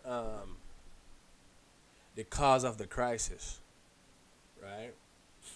And this one kind of go in depth. I'm still reading this part of it, so I'm not gonna complete this part of it, but I'm gonna speak on it, in summary as well. So this one is seeking to understand what was the cause of the crisis. It says October 27, 2008, the Governor General of Jamaica issued a commission under the Commissions of Inquiry Act to inquire into a report on all the circumstances that led to the collapse of several financial institutions in the 1990s. The commissioners appointed were authorized to examine the circumstances that led to the collapse of several financial institutions in the 1990s, with particular regard to the extent to which these circumstances were directly influenced by domestic or external factors. So, did what happened? Was the environment in Jamaica is what caused it, or was it external factors? Right, because we're in a global environment, right? Government's fiscal and monetary policy, right? Was the government spending too much, or did they monetary is what did they do with the interest rate that caused, that, right?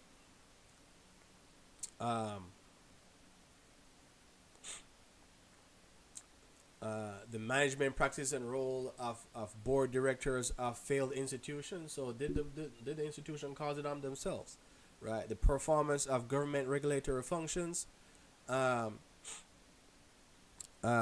Consider what actions, if any, could have been taken to avoid this occurrence, and to evaluate appropriateness of actions which were taken by authorities in the context of Jamaica's economic circumstances, and in comparison to intervention by the state in other countries which have had similar. So basically, they're comparing. Did the action that we take? How does that stand up or match up with what other governments have done to alleviate their financial circumstances?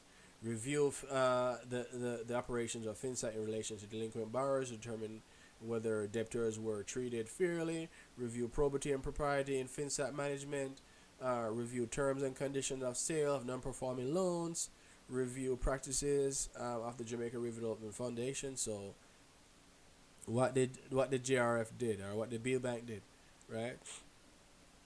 They interviewed and all this stuff, right? They interviewed Dr. Omar Davis. He gave some statements, right?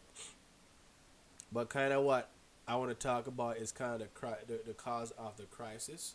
So the cause of the crisis was a multiplicity of causes, right? One of them was that the banks wasn't acting right. And as I said before, you have some of these banks / institutions that was conglomerates, right? They were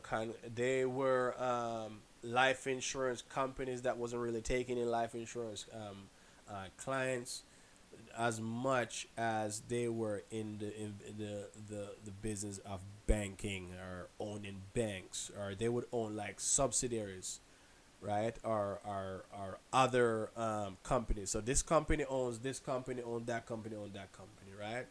A lot of them was banks that was investing into the real economy, buildings and things like that, grocery stores, and you name it, right? So they tie up a lot of their money into these investments. A lot of it what they were doing amount to fraud, because one of the things they would say, they have like the executive chairman of the board who has so much power that the rest of the board couldn't tell him or her what to do, right? And one of the things that they were doing is called the evergreening of loans. So basically, they would offer a lot of loans without collaterals, right? Remember I tell you in 06, 2005, it was easy to get a loan in the U.S. It's kind of the same thing. They were offering a lot of loans without proper collaterals, right? So there is nothing that they could go claw back and say, okay, I'm gonna take this asset, I'm gonna sell it, I'm gonna get back my money. They didn't do that. But evergreen of the loans that they would, a lot of these loans, because they would be audited, right? Or they were being monitored by the BOJ, the Bank of Jamaica, right, which is kind of like the Federal Reserve in the United States.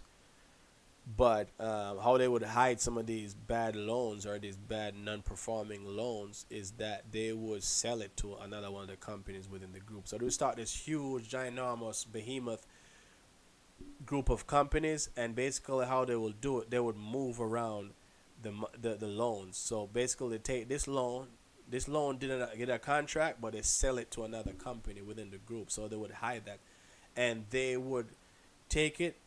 And how they would do it is that whichever company is under scrutiny, they would move it. They would sell it to another company in the group that is not under scrutiny. So they were kind of re-upping the loans within their framework, right? But as I said, a lot of the things that they did amount to fraud, and that's one of the things that was found that with Paul Cheng Young and also Dr. Donovan Crawford, that a lot of the stuff that they did amount to fraud and would be prosecuted in other jurisdictions. And also, suffice it to say that the Finsac was also supervised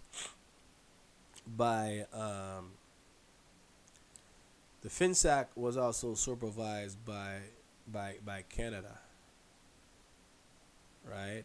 And also the Royal Bank and the IDB. I think INDV is called the International Development Fund or something like that. That's what that's called, if I'm not mistaken. But the World Bank first told the Finsac or the Jamaican government that they should close the bank for 2 weeks. That was the solution that the World Bank told Finsac, right? Just to revert back a little bit, Finsac decided against it. That they didn't have the capacity to pretty much close down the bank for 2 weeks, right? So that's how they came up with Finsac, right? And so much so that after everything was said and done and they were well into the process, the World Bank turned around and applauded them for what they were doing, and also gave them like upwards of 300 million US dollars to fund what they were doing, right? In loan, of course, right? So it's not like it was just a one-off thing. It was something that was really supervised by international bodies, not just in the framework of Jamaica, right? But anyway, causes, right?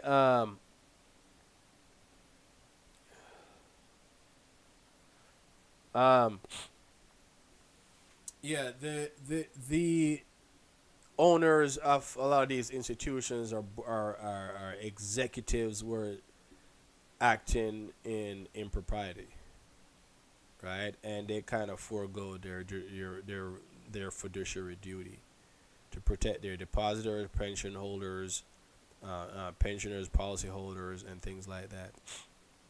So they failed, right? A lot of them didn't go to prison for it. A lot of them few of them even like still in society today, wreaking havoc. Still carrying out some of the same practices, right? They form other companies, and they're doing the same right? Some of them end up, lawyers and judges and things like that. Nobody went to prison because at the time it would show that the BOJ, they monitor them, they see it, they could tell that what was going on, but only thing they could do was offer recommendations and kind of try to persuade them to follow the recommendations. But a lot of them would just take the suggestions and take the recommendations, but they wouldn't follow it. They were too powerful. Like they feel like they knew what they were doing, right? But they couldn't do much in terms of going and say, okay, we need to fire the CEO, We need to fire the board members. We need to start fresh. We need to do this. We need to do that. They couldn't do that themselves. They would also make recommendations to the Ministry of Finance, and based on the regulatory framework at the time, the government at the time couldn't bring pressure to them as much as possible, right? So they were able to act in a way that they want to act, right? So that was one of the thing, right? Another part of it was that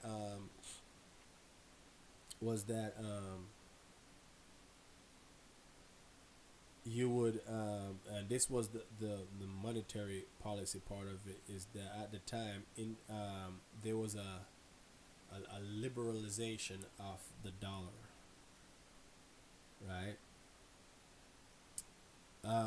And what liberalization of the dollar means is that they made a decision, the government at the time made a decision that they're going to liberalize the dollar, and liberalization of the dollar means that they take away all the restrictions. That means the dollar would be traded on the open market, and the value of the dollar would be based on supply and demand, right? That turned around to bite them in the butt, because inflation grew to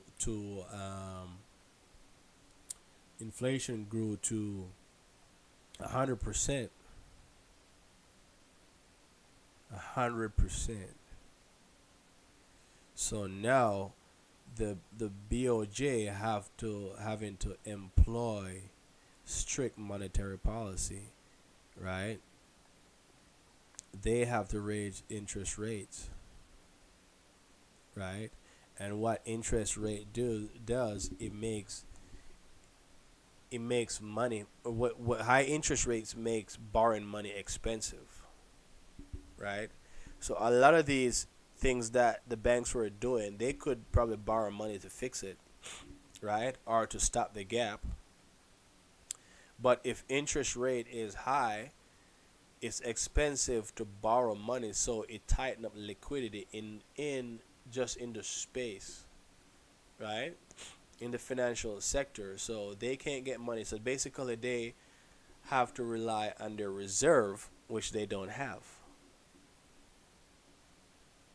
right? And the fact that they have to rely on their reserve, which they little or nothing, they're in a bind, right? So this is what caused a lot of them to fail. The monetary policy at the time was that the Bank of Jamaica, they tightened up interest rate, they raised it pretty high. Pretty much they didn't want nobody to borrow the money, because when interest rate is low, it caused the economy to overstimulate, right? And overstimulate. I'm trying to draw back on my macro economics knowledge here. The economy to overstimulate, and the economy is at full employment for too long, and then it leads to inflation, because inflation is when you have too much money chasing too few goods, right? There's a lot of money, but there's not enough of what it can buy, right? That's what caused inflation, right? So prices go up. That's basically inflation. So basically, when the BOJ, who carry out monetary policy, they tighten up the interest rate in terms of raising it, then you can't borrow money. So they're basically trying to squeeze out a lot of the money out of the economy, right? So now you would reach what you call equilibrium. You know, there's just enough money to buy the goods that is available, right? And that could mean that the economy just wasn't producing in terms of goods and services, right? But that's why they kind of continue that. They continue that, and they brought inflation down to like in the 70% to the 20, about the 25, 26%, all the way down to a little bit over 7%. Right? So it did just that, but that could be, or it is also in the report as one of the things that attributed to the financial collapse, the collapse into the financial sector, right? It was bad people doing bad things, right, in these companies, right? And it's also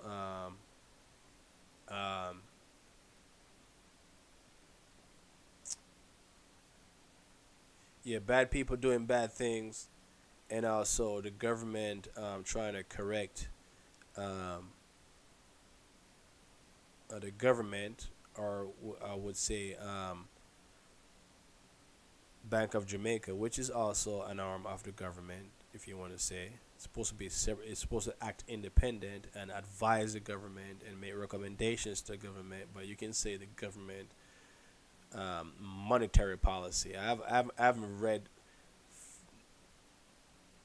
past that, but it's that kind of sums up what I've read so far in this part of it. I just want to go over here, and it says innumerable violations were identified. Some of which government was advised would have led to criminal charges in jurisdiction. So let's back up here, right? The treatment of executive chairman that was based on arbitrary assessment. The government engaged international expert in forensic auditing to examine the operations of institution which had been intervened. So most, if not all, the institution was intervened. They get overseas for forensic auditors. These include Liquidis, AV of Canada, Ernest 86 Young of the UK, and Price Waterhouse Coopers from Canada. The reports were formally documented and were in evidence before the commission. And what they came up with is that they say innumerable violations were identified, some of which the government was advised would have led to criminal charges in jurisdictions with more rigorous financial legislation. So at that point, the regulation on the financial sector was lacking, or it was too relaxed. So basically, what they're saying is that if they were in other jurisdictions that have better regulations, they would have more teeth to go after some of these violations or these violators, right? It says violations include evergreening of loans and the making of excessive under-collateralized loans to connected parties. The term evergreening describes the practice where a bad loan is sold to another financial entity in the group at face value, thus removing it from the portfolio of the first financial entity. So that's basically it. Set at face value and remove it from the portfolio of that company. So when the government come to look at that now, or when BOJ come to analyze that company, they're like, okay, well, everything is good because they don't have no bad loans. No, it's being sold to another company in the back over there, and then when that company is being looked at, they sell it back to this company. You know what I'm saying? Kind of that they were doing, right? It is a process. If this process is repeated, it becomes difficult, if not impossible, for the regulators through one-off audits to identify this, the deception. So that's what that's what that means. The forensic audits identify evidence of several serious malpractices in these institutions. The situation was worse within the context of the group of institutions controlled by a set of executive chairmen who call themselves the Owners Club. Loans to connected parties were often transferred between their institutions in order to avoid detections by regulators. So that's what I mean, the evergreen of loans, right? And one of these people that was heavily scrutinized was Paul Cheng Young and Dr. Crawford. Donovan Crawford. And Donovan Crawford was the chief executive officer and major shareholder of Central Financial Entities, right? And Paul Cheng Young, Eagle Group of Companies. And as I said, they litigate their case, and the courts rule against them, right?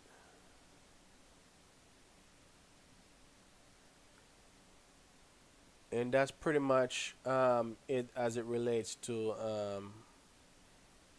causes.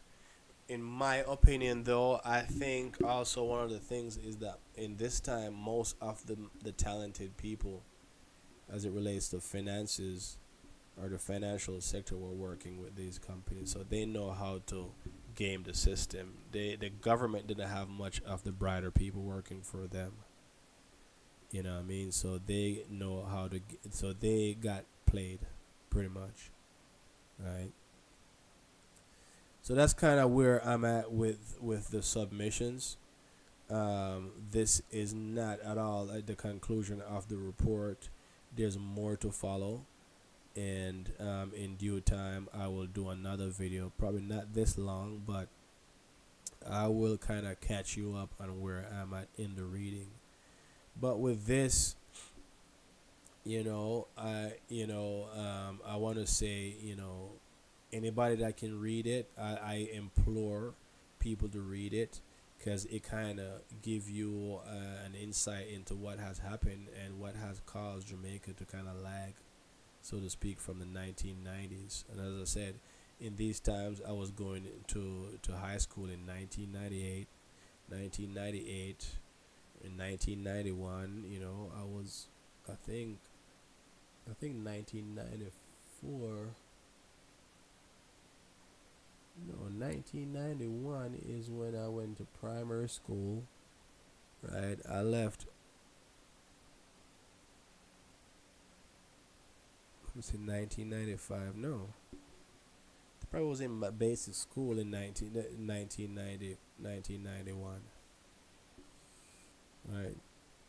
I left primary school in 1998. Out of grade 5, and I went to high school that said year. Right. And after graduating high school, I see some of these taking place. I see, like building societies being changed around. And I said, I was there in Jamaica when RBTT came in. Didn't know what really transpired, but now I'm actually seeing what transpired. So this is very revealing to me. So, and we just gotta read. We just gotta read. Read to free ourselves. Read to free our country. You know what I mean? Read to save our country, because Jamaica is in dire straits right now, and all this information that is coming out, we need to read it, so we can lend a hand in preventing these things from happening again. We have SSL happened recently, right? Another financial institution, and a lot of these oversight / investigative bodies was founded during this time, like the FID, the FIC, things like that, that would regulate the financial sector in Jamaica. And the financial sector is pretty regulated in terms of on paper, right? But so much so that whatever happened in 2008 didn't really affect 2008, 2009, 2010 in that region, right? Didn't really affect Jamaica, right? But you still gonna have things happen from here to there. SSL, the government knew what was happening in SSL. The FIC they send up a report to the Minister of Finance and say he didn't see it, but there was recommendations made, and the relevant authorities and the relevant people was told nothing happened, and a lot of people lose their money, right? The government didn't really intervene like you see here that Finsac did, but people are wondering why, if they should have. FSC took over the company for a little bit, but they managed to claw it back through the courts. So that's probably the laws need to be looked at there as well. So to where they can take over a company and maintain it so that they can fix what needs to be fixed and protect the people, because there's a lot of pensioners that lose money in SSL. Usain Bolt lost a lot of money, right, that he may not gonna get back, and then we probably will do the comparison, because this is a company that is allowed to fail. The other companies wasn't allowed to just fail and just fall in the dirt. The government intervened and protect who they think needs to be, who they thought need to be protected. So yeah. So that's my spiel for now on the Finsac Report, and more to follow. Thanks for watching.